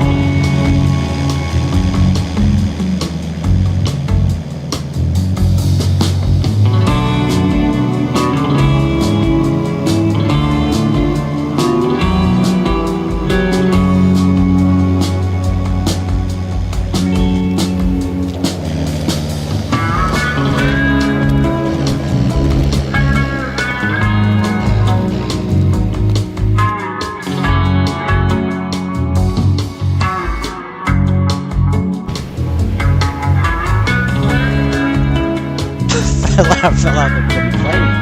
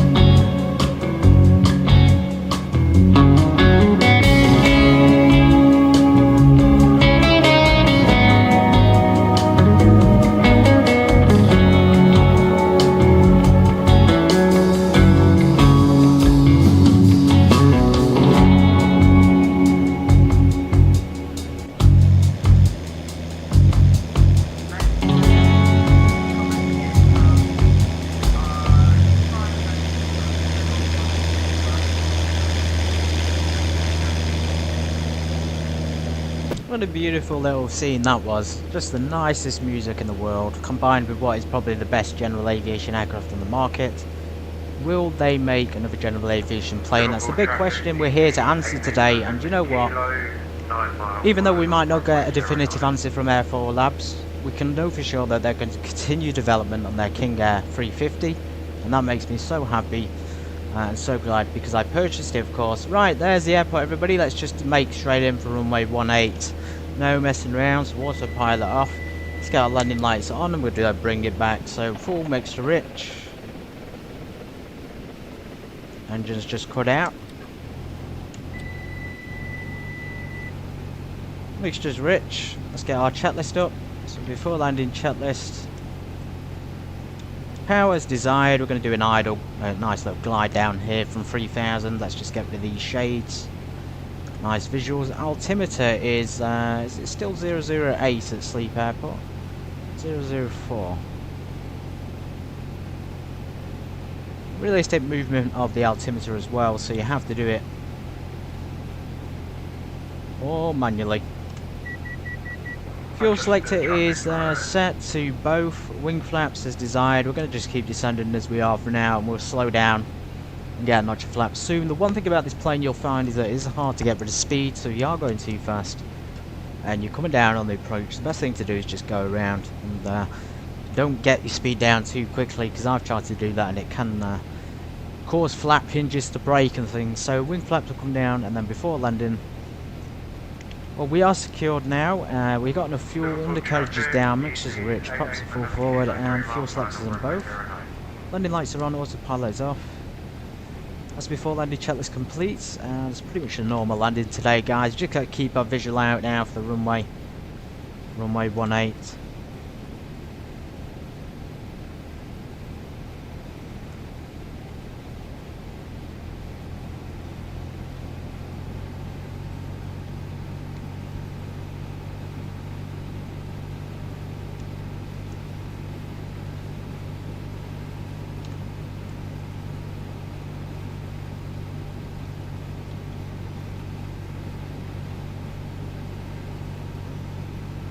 What a gorgeous day as well. We picked a really good time. I'm so glad this has been mostly VFR. It pretty much is all VFR today.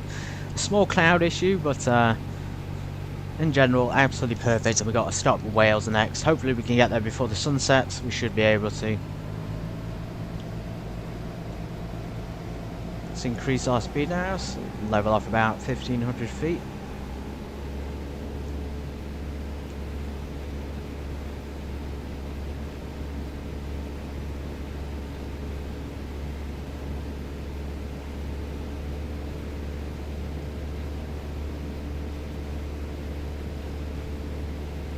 Hand flying is a joy. It's very easy to trim provided you trim it correctly. It's been like most 172s, you know, as long as you do well in it and do things correctly, you can be flown without any input at all, pretty much minimum input. It's very much like a Piper. Pipers are also very easy to get tuned up once you're in the air, especially on the simulators, because I think it's just like as their Pipers, don't they? I've got Piper 03 from them, which is very good.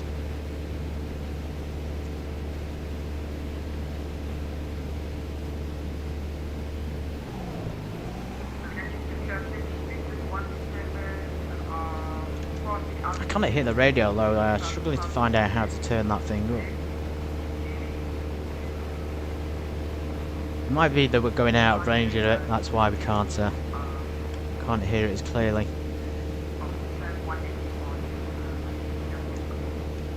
Okay, how far are we from this airport? So it's 7 nautical miles.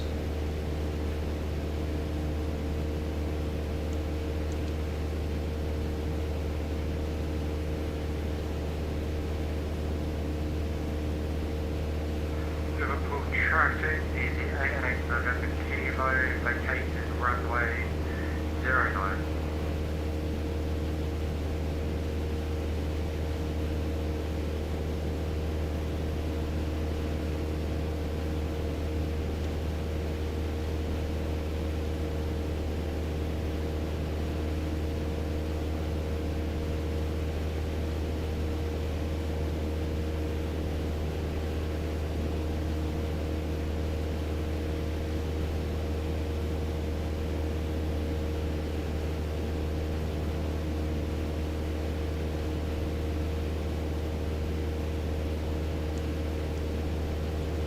We're in Shropshire, everybody.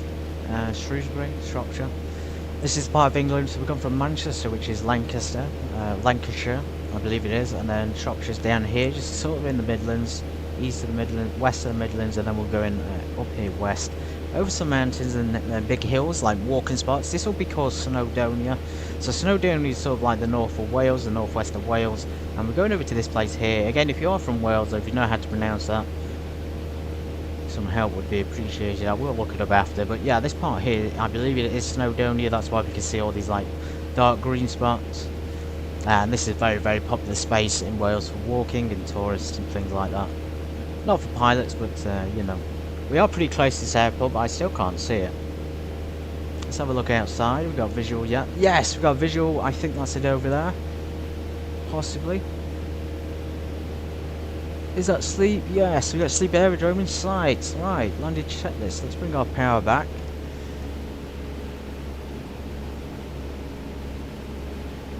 Let's get a notch of flaps in there, nice and early.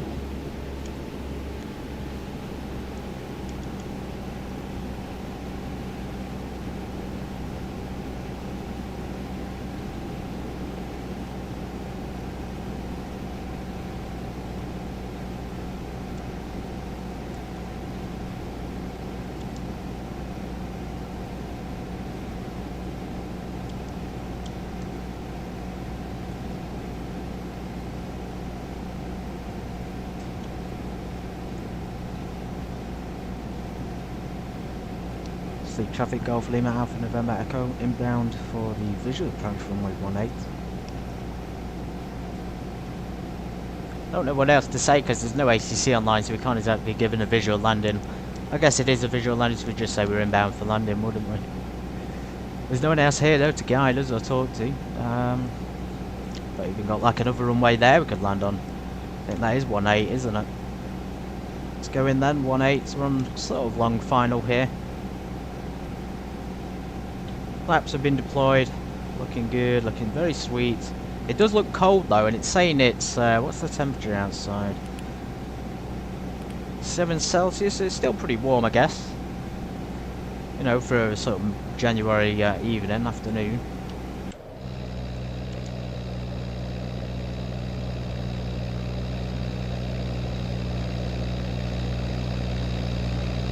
Camera's ready, screenshot in 5, 4, 3, 2, 1.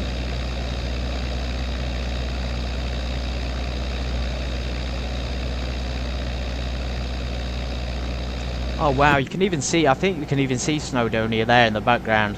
That'll be the hills of Wales and the hills of Snowdonia. And look at that light coming through. God has blessed us on this journey today, and we are going to fly it well. Okay, here we are anyway. You need 20 degrees of flaps. Let's bring our power back. I'll leave it about 1500 because this thing struggles to bleed off speed for some reason. Again, it could be the handling is a little bit off. Sleap traffic Golf Lima Alpha November Echo is final runway 18.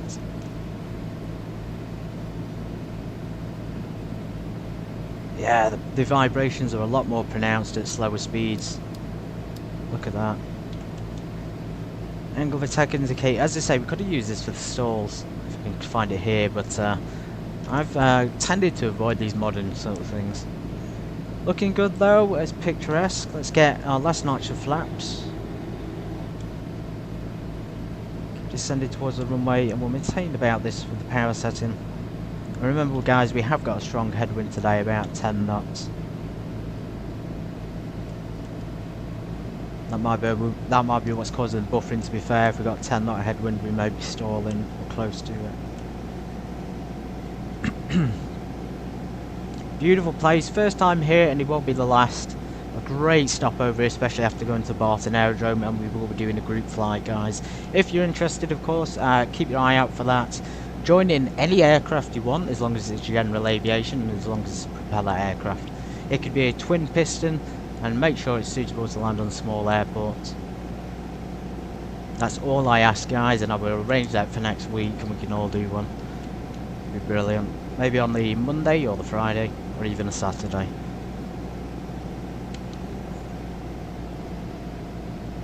Very narrow runways here. They got the old style taxiways though. Look at that. Wow, I've not landed at one of these airports for ages. Nice 10 knot headwinds keeping us soft. He's back on that throttle. Oh, there we go. With a little bit of a bump.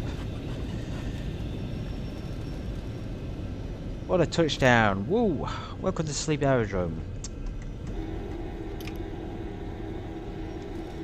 Flaps up, let's backtrack runway 18. We'll get our taxi lights on. Yeah, brilliant detail here, laminar. Look at this. This is so accurate as well. This is exactly what Sleap looks like. The same as Barton, actually. They've done that one very well as too. Let's get our transponder to standby. And taxi to cafe, get ourselves a little drink. Maybe some popcorn and something a bit stronger. Oh, maybe a pork pie, you know. Spice things up a little bit. Okay, looks like, is this grass taxiways or is that just yeah, grass taxiways. Let's go.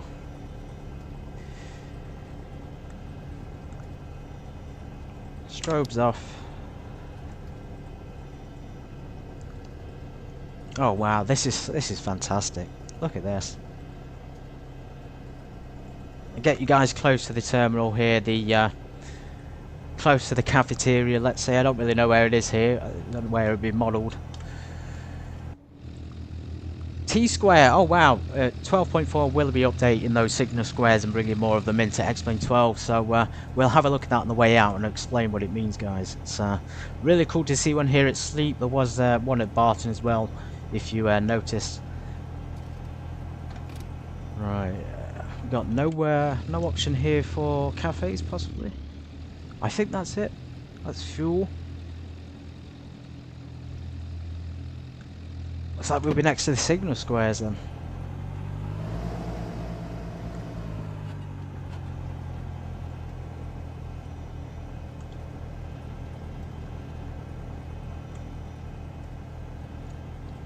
G-Lane just tearing up Sleap Aerodrome. What a picture, guys. It's GA heaven here. Welcome, welcome. Hello, everybody. Looks like we may have missed the barbecue, but they've had one going at some point. We're just going to park on your signal square, so forgive me. Okay, brilliant. Let's do a checklist. So, London, normal. Wing flaps are up, the text lights are off. Parking brake is set. Transponder off, avionics off. Mixtures cut off. Magnetos off, key out.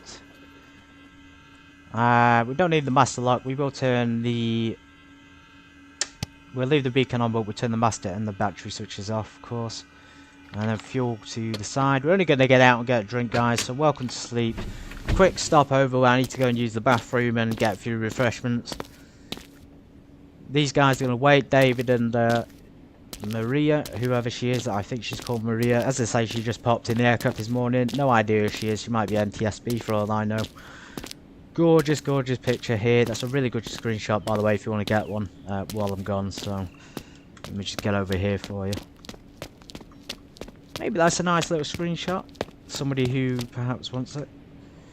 Alright guys, couple of minutes break. I'll be back in a minute. Thank you for being here. Hope you're enjoying the full cold out review of AirfoilLabs 172. Pleasurable aircraft to be in, pleasurable to look at, and extremely realistic on the handling so far. So I'll see you soon.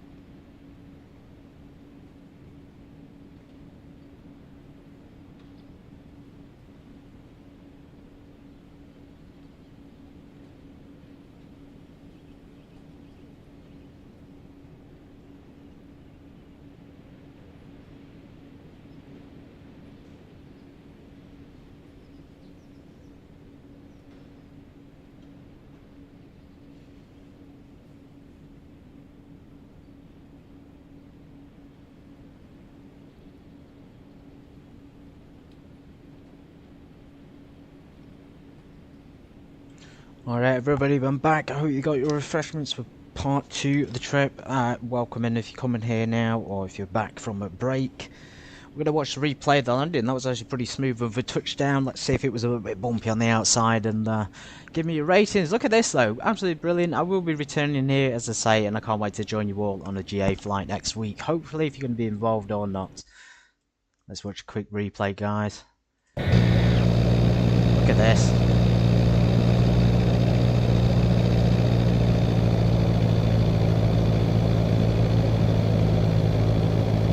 Doors open.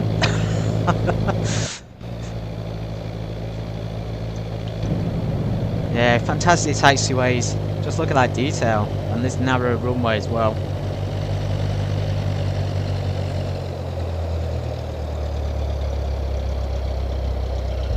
Oh, a little bit flat. A little bit flat on the runway. Whoa. And then listen to them brakes squeak. See, that's what I'm talking about with the AirfoilLabs, you know, very, very good detail. Very good detail on the sounds. The sounds are high quality. That squeaking of the brakes, we did climb a little bit too harshly, to be fair. Right, we had 15 gallons planned for the trip. Let's see how much we've burned through. So, how much do we have to put in? We put about 7.5 in each, didn't we? So we've barely burned any fuel, so in terms of the actual fuel burn, it does actually seem pretty accurate. Maybe AirfoilLabs did fix the fuel burn issue in the end, but the issues I read about were from a few years ago, to be fair. So we've barely burned through any. We should have enough there to get the rest of the way. We have planned a fuel out. We just took a little bit longer because we were doing the stalls. On the way, though, we're going to be doing some stoic turns, and we're really going to be putting it to the limits again. Thank you for the tea, everybody. They're just closing up. We're going to continue over Snowdonia and into Wales. Once again, can't quite pronounce the destination. It begins with a C. It doesn't end with a T, but it is in Wales. So, in we go. Batteries on, alternators on, beacon is on. Let's see if we can do a successful engine start again. First time, lucky last time. We are primed correctly. As you can see, all the temperatures of things are pretty good because it was already warmed up. Okay, got a bit of an issue there with the fuel though. Fuel flow's saying maximum. That can't be right.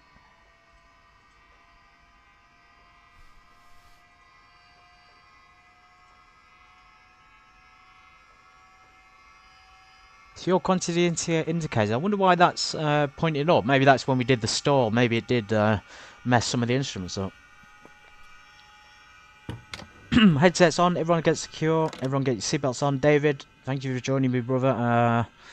Sorry about the pork pie issue. Right, so let's do a mixture for rich. We are hot engine, but again, we may have to prime it just because we've been on the ground for a few minutes. Okay, guys, so all instruments are good. Clear prop.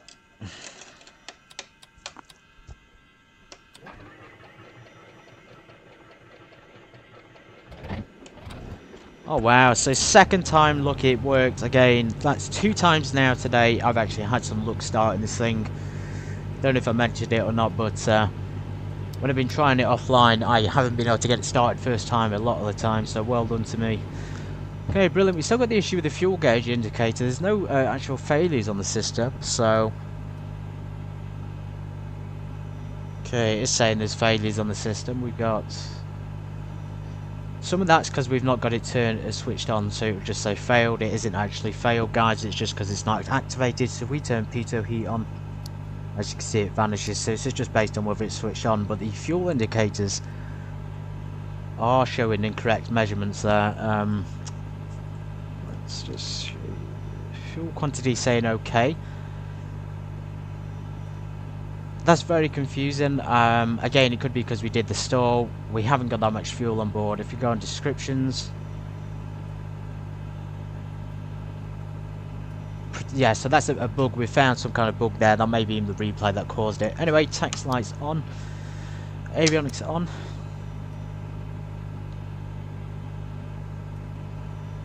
Yeah, a little bit confused about that. So we can't get an accurate fuel measurement. It was working in flight. Again, it could have been because of the replay or the any number of things that's happened on the way in here. Transponder, standby mode. We'll just keep squawking 7,000 as we move westbound on a course of, according to Sky Vectors, it's given us 287 at 59 nautical miles. So let's tune that. Okay, about 287 there. We're going to go up to 3,000 feet. When we get, in fact, because we're going out of controlled airspace, guys, we're not actually in controlled airspace, and there's all this free land over Snowdonia, which is not really controlled area. So we could go quite high, and if it's good weather, of course, and there's no clouds, and get a good idea what's going on. So going back to what I was going to say, we talked about this T-square, weren't we? The signal square. So you can see there, we can see the signal is a T, and that will show you the direction you're taking off. That's why it's got a T. It means take off in that direction. So we landed on runway 18, which was, you know, good for the wind direction, but apparently according to the square we're meant to be taking off on runway 23, so we can change to runway 23 for takeoff. Personally though, like when the signal square says take off in that direction, it will be, it varies, guys, because the wind direction. So because of the wind direction being more towards runway 18, we would be better off taking it off on that one again. Then you got a red signal there, and this sort of arrow. So the black arrow means that the circuit direction is to the right. So we'd be taking off. If we were taking off on runway 23, let me just turn it around a little bit. We'd be doing the circuit to the right hand. Welcome in the Go-Guts Invest, something like that. Welcome, thank you. As I say, loving the GA plane by AirfoilLabs, and hope you guys are too. So yeah, for the sake of wind, we're not going to obey the square, we're going to obey nature, because we don't want any crosswind issues. Although if we take off with crosswind, the biggest issue might be a crash. I'm just a bit concerned about that fuel gauge thing. Let's just fix everything, and maybe that will help.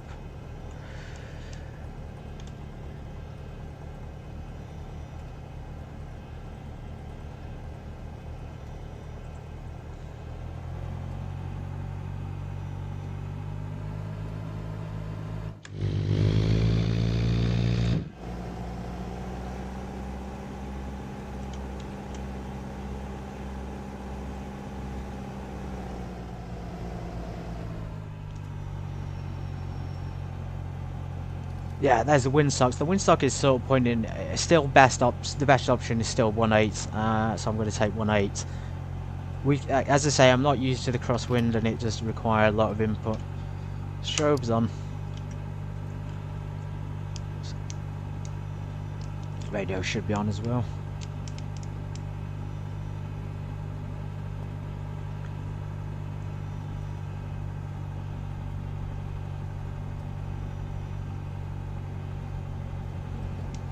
Sleep traffic, Golf Lima Alpha November Echo, backtracking 18 for departure from runway 18. Doing a run up on the hard bank. No idea what this is called. It's not the hard shoulder of a motorway, everybody. It's but it is a good place to do a run up, to be fair. So let's go ahead and hold show. If we look outside, we can see this airport has a lot of places here to do run ups. It's actually got a disused runway there. That's a great place to do it, and that's probably parking as well for when it gets busy. Yeah, just look at this. This is all the old style. The reason why it's like this is because obviously back when airports and planes first invented, and they had them mostly for military use, this is what the runways and taxiways would look like. And it's very much like this, especially at places like Biggin Hill as well, where you get these sort of old taxiways, which from like the World Wars and things, when they have the... Imagine Spitfires being at Sleap airports, you know, a long time ago, but it probably would have happened. Okay, let's get our aircraft into the wind, and we'll do a quick run up again. Taxi lights off.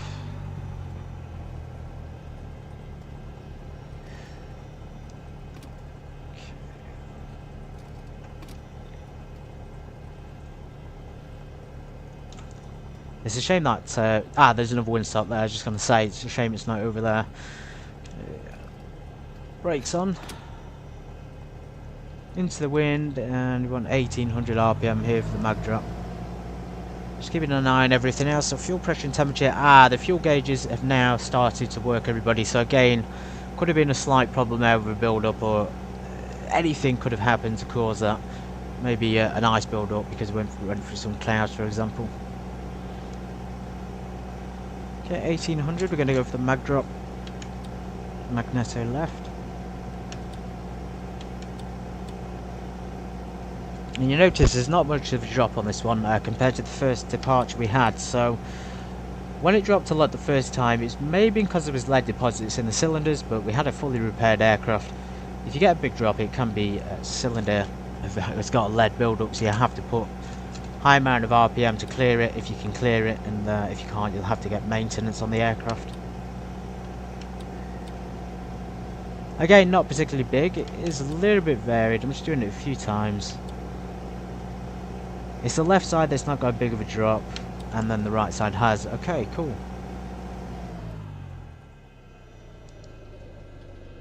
Transponder on.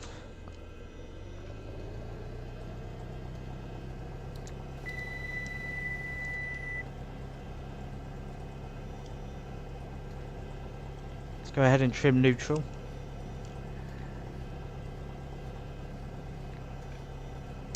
Landing lights, fuel selected to on. That may be why, guys, because I didn't turn it to the centre. So we should have enough to get there. We put 15 gallons total for the trip. Let's just do an elevator control check. So left, right, elevators and ailerons. You see, you can just about see it out there on the aircraft.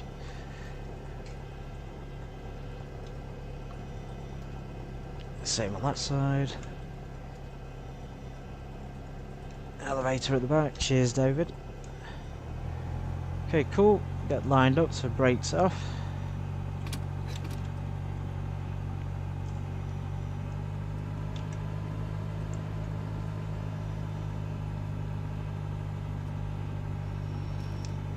Sleep traffic, Golf Lima, Alpha November Echo, departure from runway 18 to the west.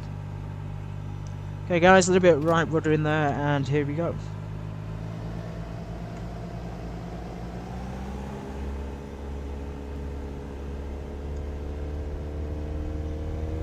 A little bit of left aileron because that slight crosswind.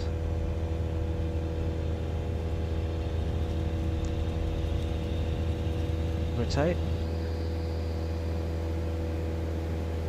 No flaps on that departure, there was no need to, so we'll just continue climbing at 70 to 80 on this one. We'll do our outbound course now to Wales.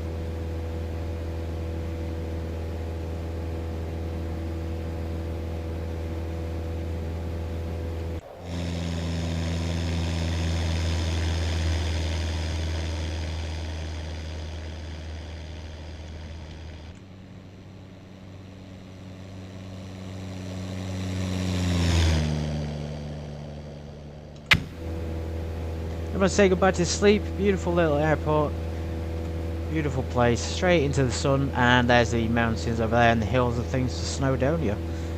Possibly, and they will appear in front of us as well, so that's where we're going to have to go a little bit higher. Let's go to 3,000, we'll see how the conditions are. Again, our main flight is VFR, so we'll have to avoid clouds and things like that. And we're going to do some steep turns, of course, on the way there, just to put the aircraft to its test. Steep turns will probably be the more difficult than the stalls, believe it or not, especially on the airframe, because of those G-forces you'll be pulling. And that's when any issue will occur, if it's going to occur at all.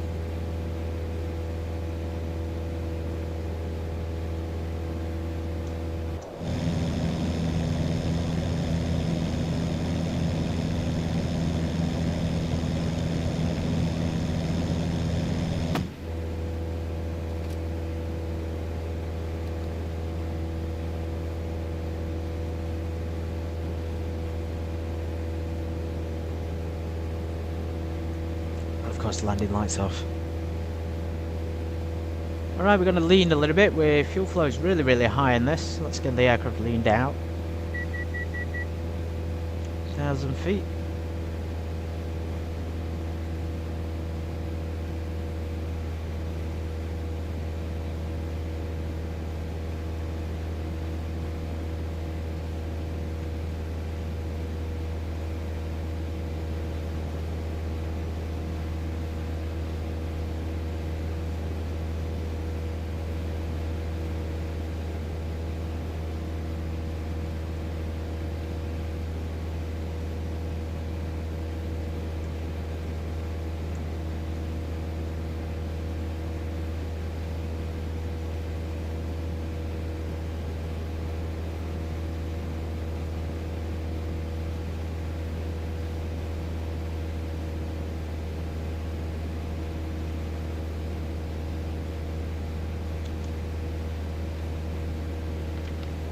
I haven't been using everybody, but you can click the map in here, as I said earlier. So you click that, it's actually a little bit easier to get a hold of it. Whoa, don't put flaps down. Yeah, so there we go. We're on course now. This is the route we'll be taking over the hills, 3,000 feet, and it is looking a little bit cloudy in that direction. I have checked the weather. There's mostly just the winds to be concerned about. There was nothing major actually coming up.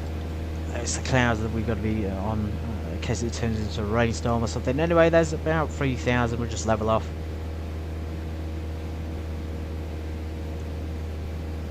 About there, bring that power back. Keep the aircraft leaned as it is, and we'll of course lean it for about 9 gallons, which is what we got planned out on the fuel plan. Cool. Let's go for the autopilot and heading altitude mode. 20 knot crosswinds, kind of pushing the limitations of the Cessna, to be honest. When we get there, we'll have so we got this one down here, and then we're going to this one. This has no reference there on the map for a waypoint. 0 feet, that's going to be easy to find. 3,000 feet transition at 002. Runway 20 for landing. Right on the coast, everybody, right on the beach.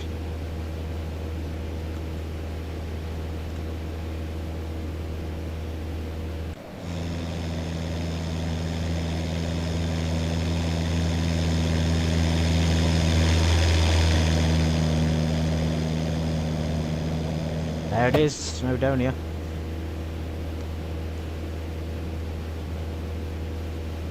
Okay, 2400, this is what we planned for, so I'll show you what I mean. So we planned for 2400 at 3,000, it was 4,000, but we're going to say 3,000, and then we're going to do 9 gallons, roughly 9.1 an hour, so as you can see we're about 9 gallons there, and that will give us the correct fuel flow to give us enough fuel to get there in time. And we've only done it with 15 gallons, so this entire flight not only proves that the fuel flow works and that the consumption is pretty accurate, but it also shows that the calculations I've been doing are also very, very useful and accurate. It doesn't take account of usable fuel and all that stuff, it just makes it very, very basic. It's very, very easy to do, and I highly recommend it, because as we found out the hard way, SimBrief does have a tendency to give you incorrect altitudes, incorrect fuel requirements and all the rest of it.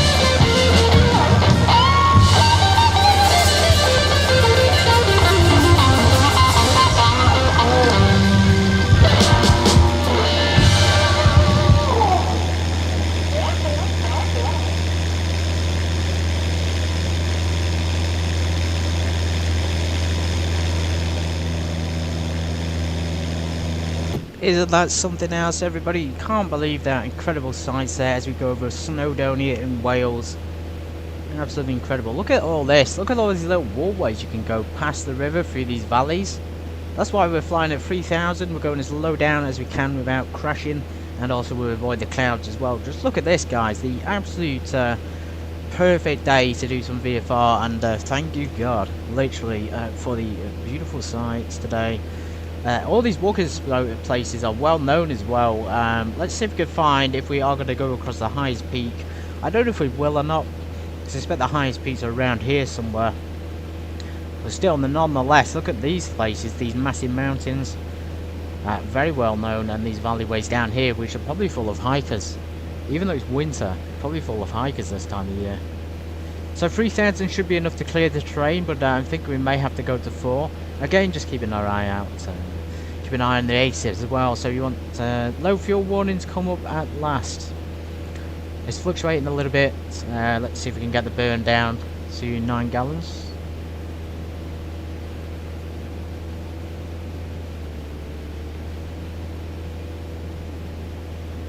Seems to be fluctuating a lot. That may be the wind that's doing that. We have got enough fuel to get there. Let's get our pitot heats on and make sure there's no ice build up there in the instrumentation. I suspect this is all the wind though, because it's 18 knots. There's our destination. So when we get into this region, when we clear these sort of high hills and mountains, we're going to be coming down.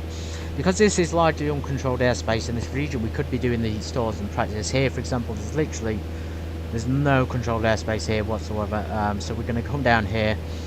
We're only going to be controlled by their tower, or if they're available.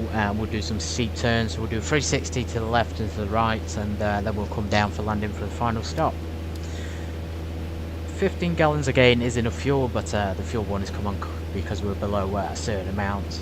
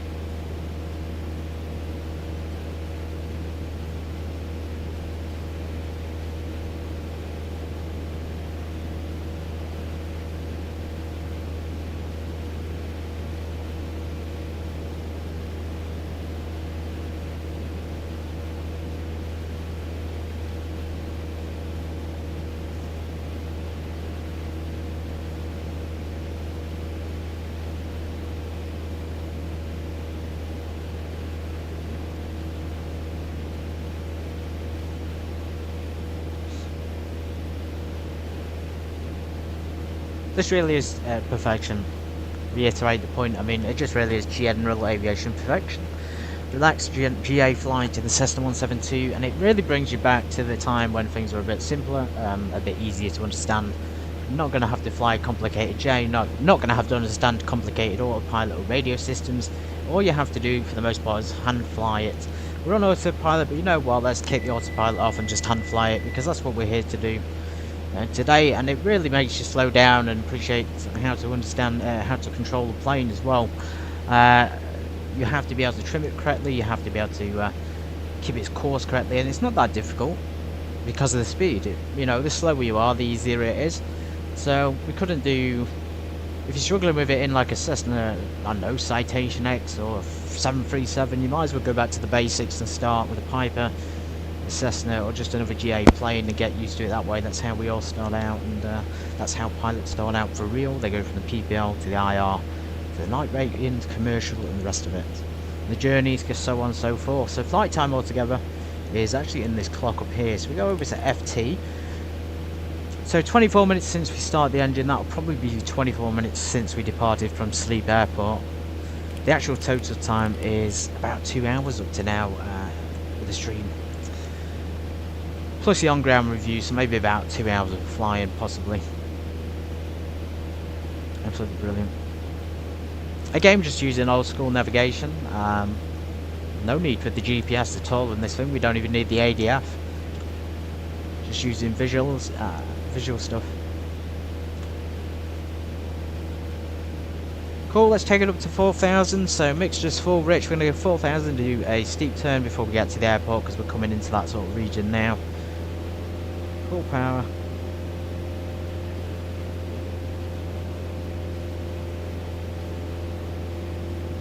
Climbing very, very fast, which is kind of what I want to do today. I don't want to climb at 80, just climb at a current speed.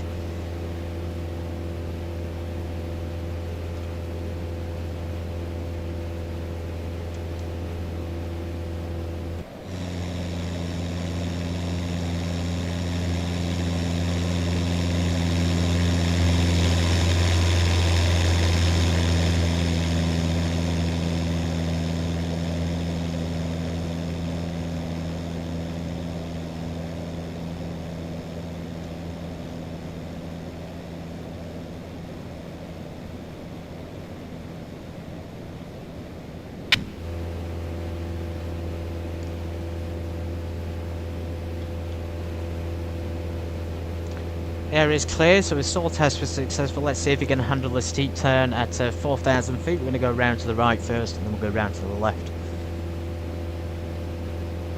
Let's lean the mixture. We'll keep the mixtures lean for this one actually. We won't go with full power. We'll keep the power up, maybe about... In this situation, we'll just determine it might be between 2200 and 23 or 21 and 22. We just use whatever power we need to maintain the turn. So we're going to bank to the right hand side to about 45 degrees, maintaining 4,000 feet. Again, if we're going to have any issues with the airframe or the performance of the instruments, it's going to happen during these sort of steep turns and stalls. So let's get going to the right hand side. We are clear. A bit of a nice lake there as well. So here we go, right round. A little bit of rudder, keep turning. A little bit of back pressure.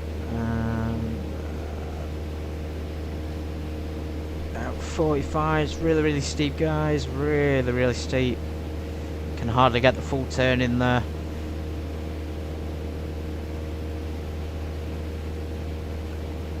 Whoa, a G-force on this thing is pretty good. You can feel it on the control column.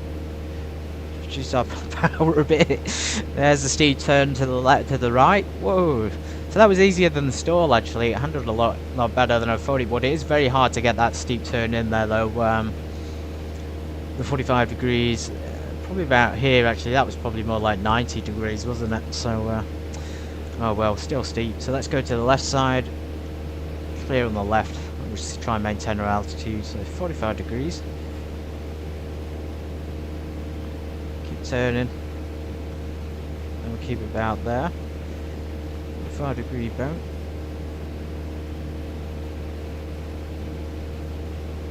Okay, not bad. We're maintaining around 4,000, I guess. Maintaining our speed.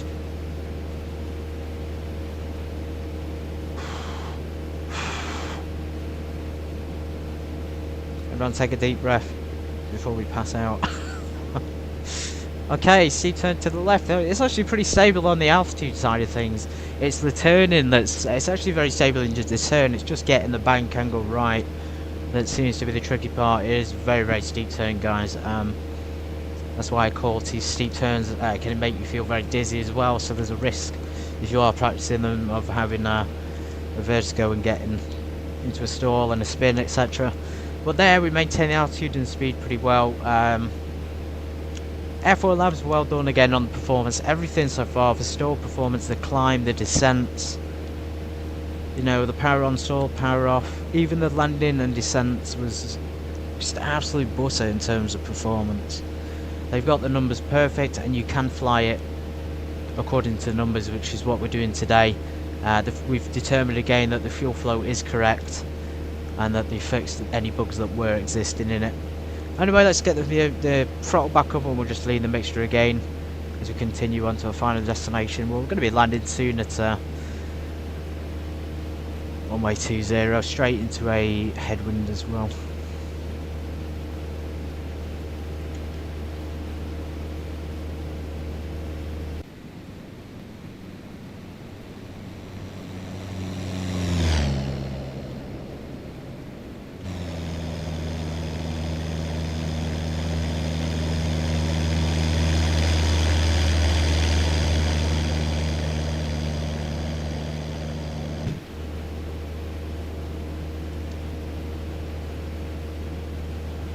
why we need that extra 1,000 feet.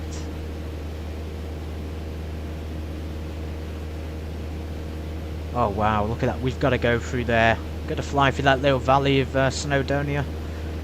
It's very, very clear we're not in controlled airspace. We wouldn't really do it because we've got to maintain 500 feet separation between ourselves and people. But we're going to do it anyway. We assume there's no walkers down there. If there are, we can inhale the fresh exhaust of the Cessna 172.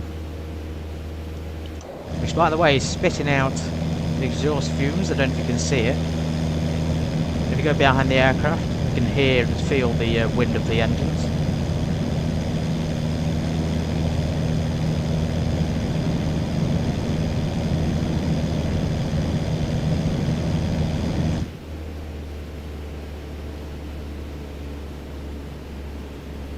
Let's set our head into runway 20, 20 for the runway heading, then we'll remember. We need to be down probably about 2,000 feet because the airport's at 0 feet, and QNH is 1002 here. I think 1002 is correct. Yeah, 002. And that's in hectopascals, UK measurement.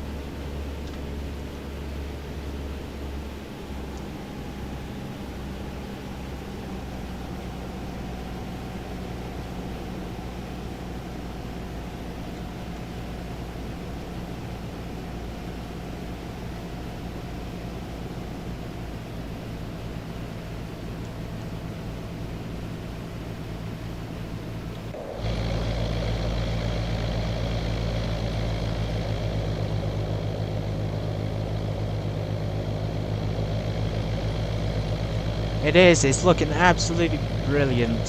Flyer Robin, welcome in. I am flying over Snowdonia in Wales at the moment, and it feels pretty real.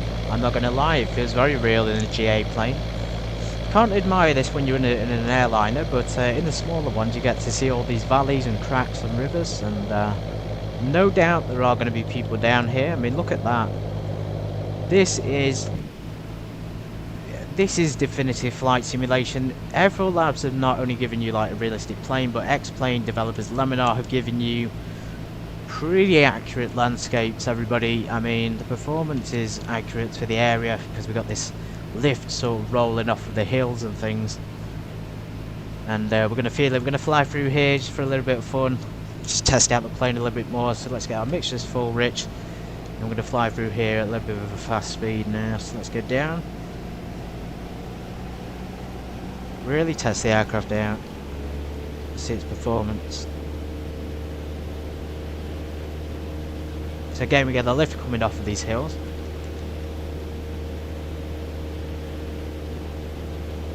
The cold weather.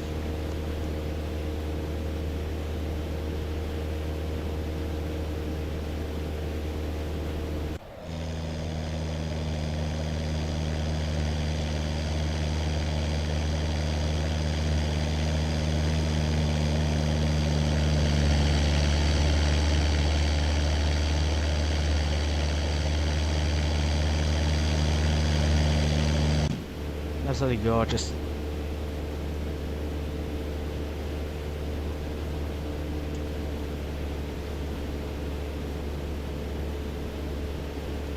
I do need to land though because our fuel's going to run out soon, and we'd be flying probably more than our, more than 30 minutes, which is what we planned for the fuel. So anyway, we'll go back up to about 1,500 feet, see if we can clear this terrain, and then we'll come in for runway 20. Straightened approach. There's no ATC in the area to control us at the moment. Again, pretty clear down there. There were people in cars, but we're not going to get in trouble for that. I've flown that low over beaches and things before for real, so you can do it as long as it's not busy, of course.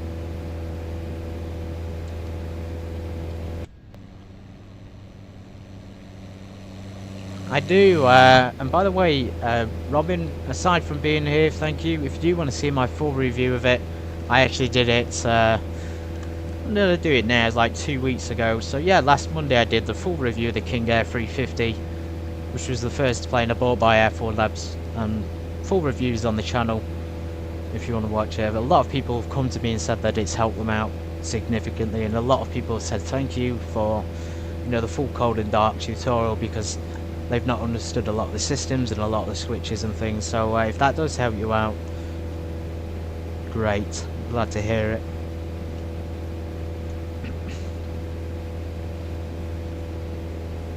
Okay, we've gone over 1500. I think we may have to climb higher to clear this, because the lift is kind of pushing me all over the place at the moment.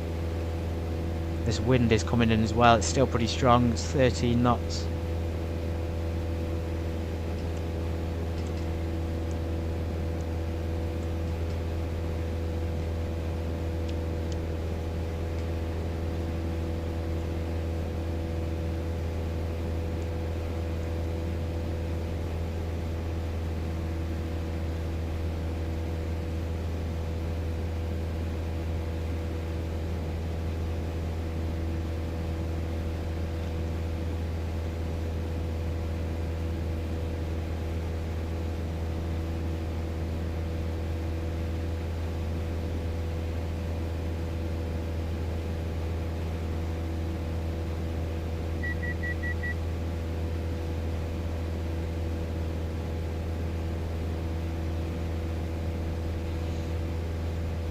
Do you have the AirfoilLabs King Air, or are you just asking me if I've got it, Robin? And how do you like it if you do have it? Do you like it a lot? I love it, man. It's probably the most realistic turboprop I've ever flown on a sim. It's probably one of the most realistic planes. The Cessna 172 we're in today is also the most realistic, and I'm going to summarise my points when we land. But it is by far, guys, the most realistic general aviation plane on the market. It doesn't matter that it's a Cessna 172. And I can't wait to answer the question once for all, is AirfoilLabs going to make another GA plane? If we can answer that today and give our own opinion, that's great. If we can't, we'll wait and see what AirfoilLabs has to say in the future. Well done to them for making it a good plane to fly again, because I'm sure a lot of people had 172 burnouts a few years ago. But not anymore with this thing on the market. Not anymore.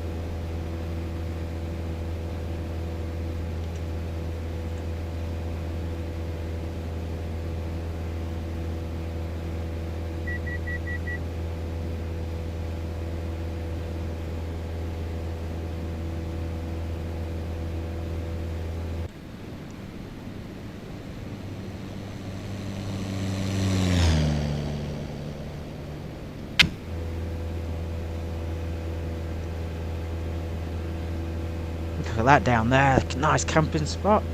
This is Snowdonia. We're right over the peaks of Snowdonia now, everybody. This valley here, very, very well known actually. And there's a small town, a village down here, climbed up. Probably cable cars and things, and then a tram car, and all these lovely valleys to walk through. This is gorgeous. This is absolutely gorgeous. And then in front of us, this small secret little lake. Probably some buried treasure down there, some little camping spots around it. Wouldn't want to go in the water because it's probably freezing, but still a great place to stay. Okay, we've climbed quite high here, 5,000. We're probably just going to glide down, I think. Glide back down, and as we come down over sort of Wales now, proper Wales, no more mountain peaks. Let's slow down a bit. Trim our aircraft. And avoid the clouds, of course, because we're VFR today.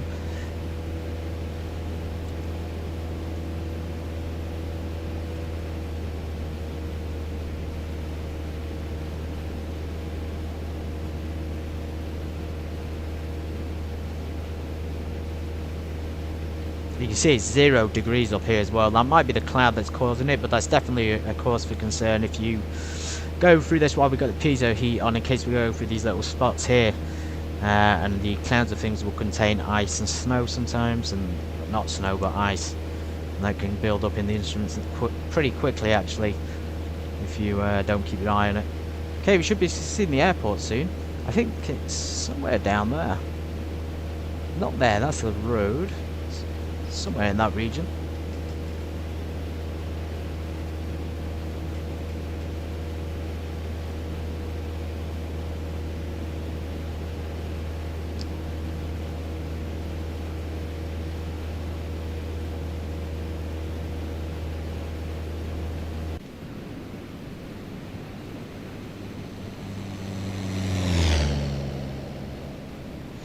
Again, hands off flying.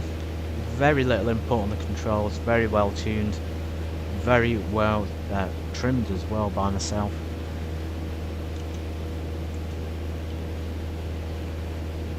Give me a sec, guys. I'm going to have to type the name of this in online. I have no idea how to pronounce it.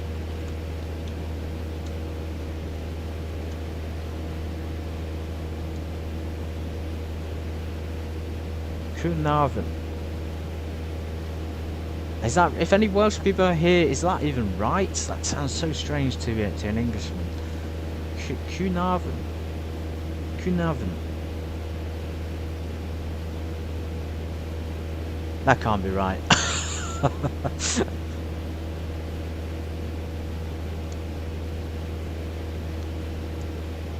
Oh man, that's embarrassing. I'm not going to try it again on stream.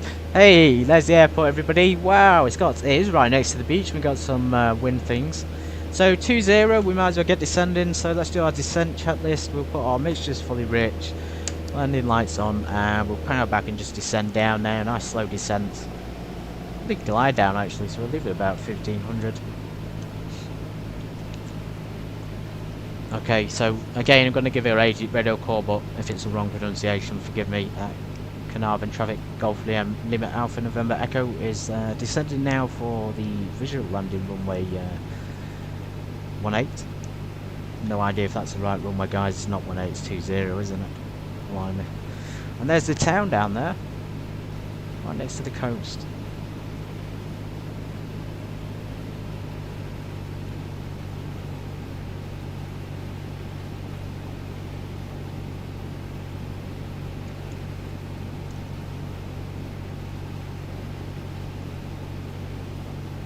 Again, just I think next week we're gonna fly. If we're gonna do a group flight, and I want to get it sorted, guys. I really do.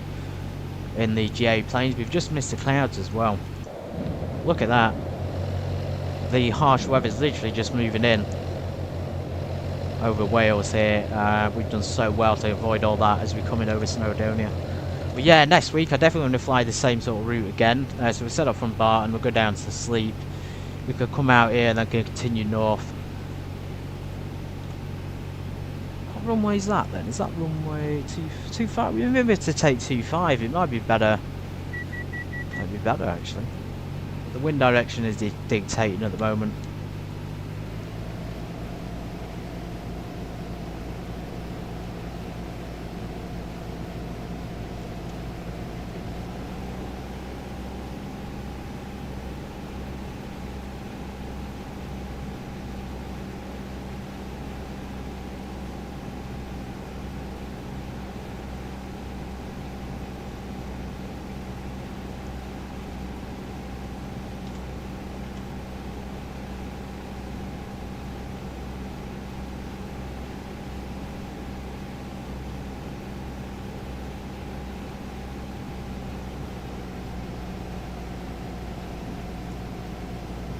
We've got a bigger airport over there as well. That's probably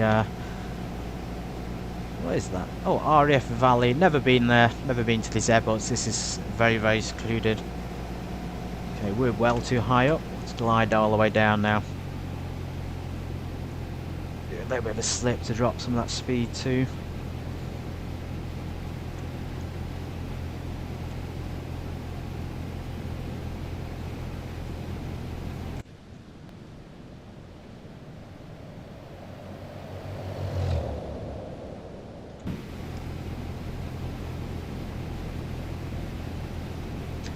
Okay, we're going to go joining base leg, I think, runway 20.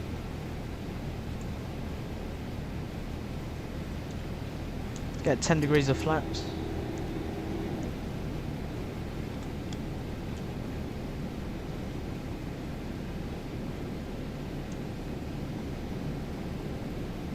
Long final here just to burn off some of this altitude and speed, and remember we've got that headwind.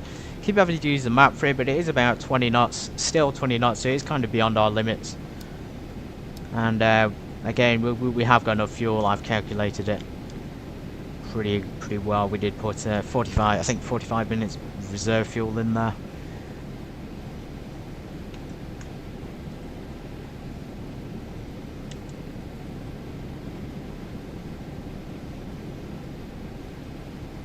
windmills there as well. I can't imagine putting those at an airport, everybody. That can't be real, can it? It's right over the runway. That's definitely a flight hazard.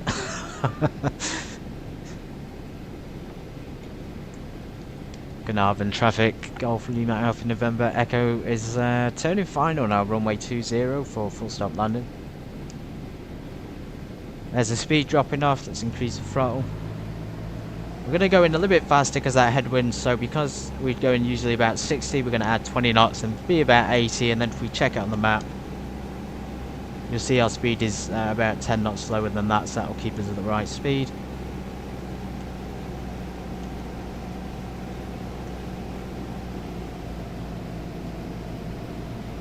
Gorgeous, they've even got a ferry liner over there. Some kind of...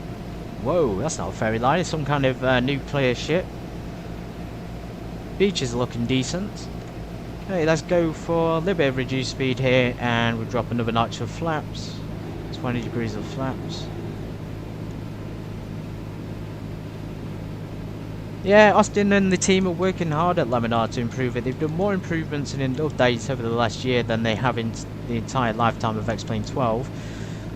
So they started doing major updates last year, which is when I got X-Plane 12, and they've improved it a lot. The weather system is the best one available, I think, for a flight sim. It's extremely realistic, and the aircraft you can get as well, even the default ones, are very, very good.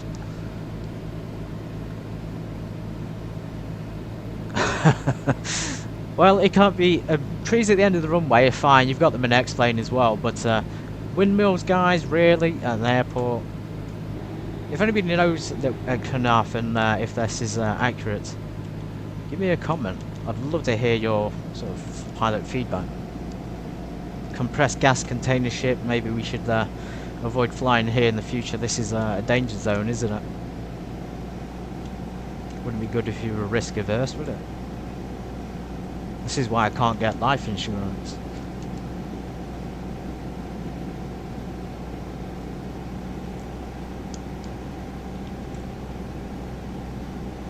Caernarfon traffic, Golf Lima Alpha November Echo, short final 20 full stop.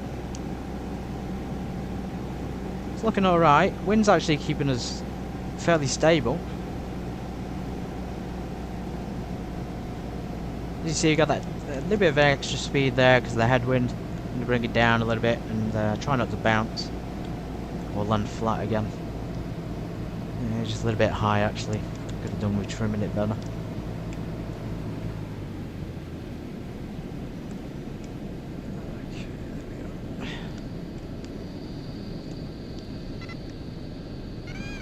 Ah, touchdown. Trying to get the stall one in at the end there, and it did come on. Again, very realistic on the performance, as you would expect. Cool, flaps up, let's go get some parking. So taxi lights on, landing lights off. Just wanted to keep it on mode, Charlie, so we'll keep it on for now. Neutralise the trim, which is trimmed nose down quite a lot, so to overcome that headwind. We're going to check the fuel when we get out as well and just see how accurate my calculation was. But so far, so good. We're not actually running out. We've still got about 10 gallons left.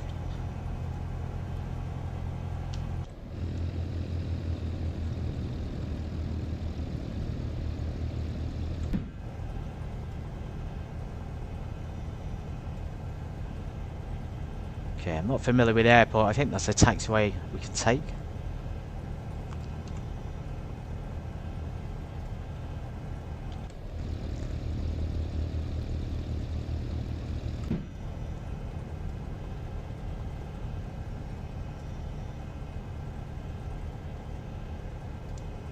Transponders stand by.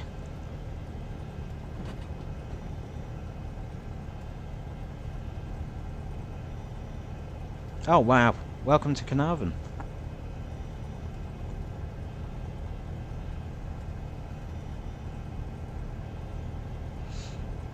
I'll pull you right up to the front, everybody, so you can all get some drinks. Look at that crosswind though. Not even it is a crosswind now actually, it's a full-blown crosswind almost.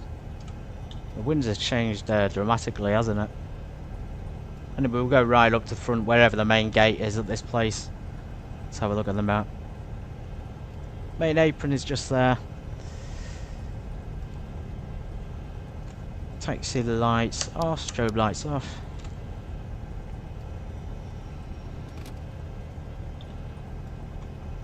Okay, it's saying this is the main apron. So may as well go here. Not as nice as Sleap. It's still a good airport, but a great approach, great visually and great scenery wise. But in terms of like facilities, there's not much here. It appears very, very empty. Cool.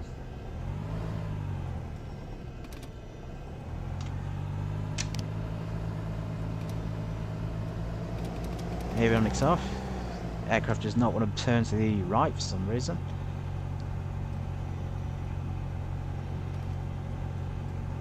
Just plonk it there and see how it goes. Right, 1,000 on the RPM. Let's get the brake on. Flaps are up, avionics are off. Mixture's been cut off. Magnetos. Keys out. We'll just take the fuel reading on the actual thing. So we had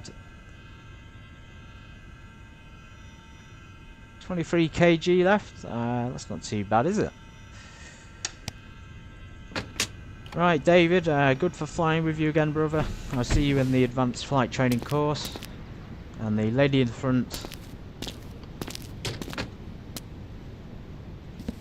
again, I'm not really sure who she is, but I'm sure she'll join us for the next flight too. So let's get some straps on here.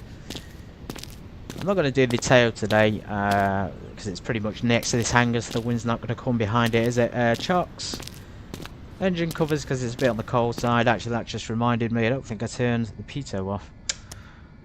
No, so that's important to check. Well, here we are, guys. Grand Tour CPT full card radar review of the Cessna 172. Let's go ahead and watch the replay, and then I'll give my concluding verdict. But you probably already know where this is going after today's flight.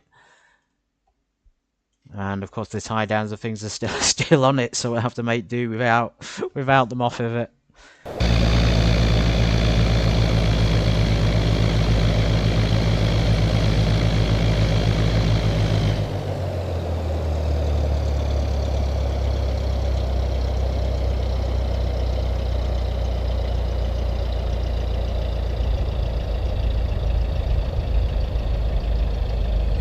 Alright, good touchdown. Again, the tie downs and things, I forgot about that. It's one of the things about AirfoilLabs is when you obviously go cold and dark like this, and then you do the replay, they're still on it, so just be aware of that, guys.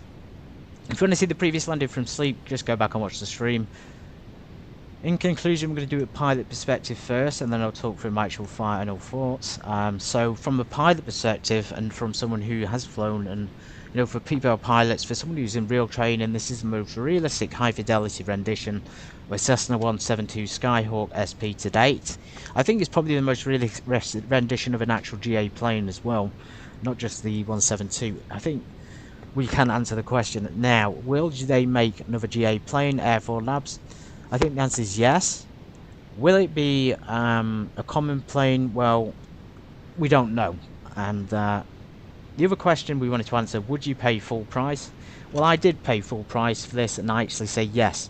I would still pay full price for it because it's worth everything. It's worth the £40 or however much it was in pounds, and the rest of it. Handles extremely realistically, as we saw during the takeoff, climb, descent. It handled realistic during the stall. Its performance was realistic. It's a great complement to real-world training. You saw the performance on the stall and the seat turns, and because of that, it would make a great complement to real-life training. So if you come back from a session at, I don't know, flight school and you want to do some stall training, this thing will be perfect because you saw the way it handled and things, the performance during it, and it was basically exactly how you would expect it to handle. It can be used to simulate real flight lessons and navigation exercises. Today we used the basic radio stack, but you can use the GNS. But if you want to do what we did today, which is just visual flying, it's great for it. Just maintain visual contact with the ground if you're doing VFR, of course. It's highly accurate, although not perfect in performance. Now, the reason I say that is because I initially thought that the fuel flow had some issues, but today we've seen, and we've actually put it to rest, that the fuel flow is working and the consumption is accurate to what we planned. So we planned for about 9 gallons an hour, and we put in 15 gallons altogether, and it's consumed nearly all of it. So yeah, it was accurate. Includes realistic fuel and oil level checks. Again, you can do the actual on-wing oil checks, fuel checks, and the oil checks on the engines. You can also drain them, which is great, to check for water and fuel levels. And you can do a realistic payload calculator over here, which we've done today with two people including a pilot. We have got some maintenance issues. Engine. So engine's in red. Maybe it's because we switched the engine off. Let's just go off of that. Saying we've got an engine issue. Maybe spark plug fouling. Yeah, so apparently we've failed the spark plug somehow. Maybe on the shutdown there. That was strange. Unless it's because it's switched off is another reason. Let's go ahead and fix. Or maybe because we weren't keeping the RPM up there on taxis as well. Okay, they're still deteriorating, which might be an indication that something is still switched on, but everything is off on my end of things. Includes excellent performance charts. So if you go down here on the thing, you'll be able to find performance, and that's how we calculated it today. Realistic, and you can in fact fly by the numbers, which is so important. If you can't fly by the numbers, and if it doesn't include performance charts, then is it really worth getting in the first place? With AirfoilLabs, it is 100% worth getting, because you get everything you need to fly a realistic flight. Those performance charts are essential to flight planning, which is why it's a great complement to real world training, because it teaches you how to plan fuel consumption correctly. The system depth is excellent, including cockpit checklist, headsets and performance charts. All systems function expected. The only thing that doesn't is the radios, where you can't tune in 833K, as you can't tune within 0.5 decimals on the frequencies unless you're using the GNS, and there's no way to assign a key to it, unfortunately. Unless somebody has the solution, then I would love to hear that in the comment section. So in conclusion, highly recommend checking this out, because it is by far the most realistic Cessna 172 on the market, and probably the most realistic GA plane available. Demonstrates yet again, and this was their first model, guys, that AirfoilLabs' brilliant development team have great skills and potential, especially when it comes to developing more payware in the future. And we'd love to see more variety of general aviation planes of this quality from them, and from other developers in the future. They're leading the way in terms of just development in general, and if people looked at AirfoilLabs and said, okay, well, look at the quality of this, we're going to do better than that, then I would say good. But the majority of developers don't do that. They seem to make planes and they don't do the best that they can do, and they bring out planes where you can't do realistic things. A lot of them don't include charts, a lot of them don't include basic. Basically, a lot of them don't include anything functional. That sounds bad, but a lot of them just look pretty but don't actually function properly. But AirfoilLabs again is by far, you know, if you want to set 172, this is the one to get. Would love to see more varieties to say. And does AirfoilLabs want to develop another GA plane for us? I think they do, everybody. And the question, I guess, then after that would be, what GA plane would you like to see them develop? Let me know in the comments. Personally, I'd love them to develop something like a Mooney. We've not seen many Mooney planes. The next plane, in fact, there's none at all available at the moment. So a Mooney, maybe another Piper. Twin piston would be good. Maybe something really, really rogue. You know, not even a like civilian plane. They could make a Spitfire, for example, and that would be excellent. I'd like to see a high quality Spitfire on X-Plane 12. And again, would you pay full price? We've said yes, I'd pay it, because I like the King Air 350 so much. That it was one of the few I actually recommended at full price, and it's the same for this, guys. It's, you know, get it on discount if you can, but it doesn't matter. You're going to get something that's worth every single penny, and that is not bullshit. That is the absolute truth. It's basically light single engine trainer, capable of being a great study aid to the real world. So there you have it, everybody. Full Grantham CBT cold and dark review. We are going to be flying in this again next week. Got group flight planned. We want to go from Barton all the way down to the south. We'll have 4 or 5 stops in there on the way, and it'll take a couple of hours. So if you want to join, then keep your eye out for the live stream, and take care.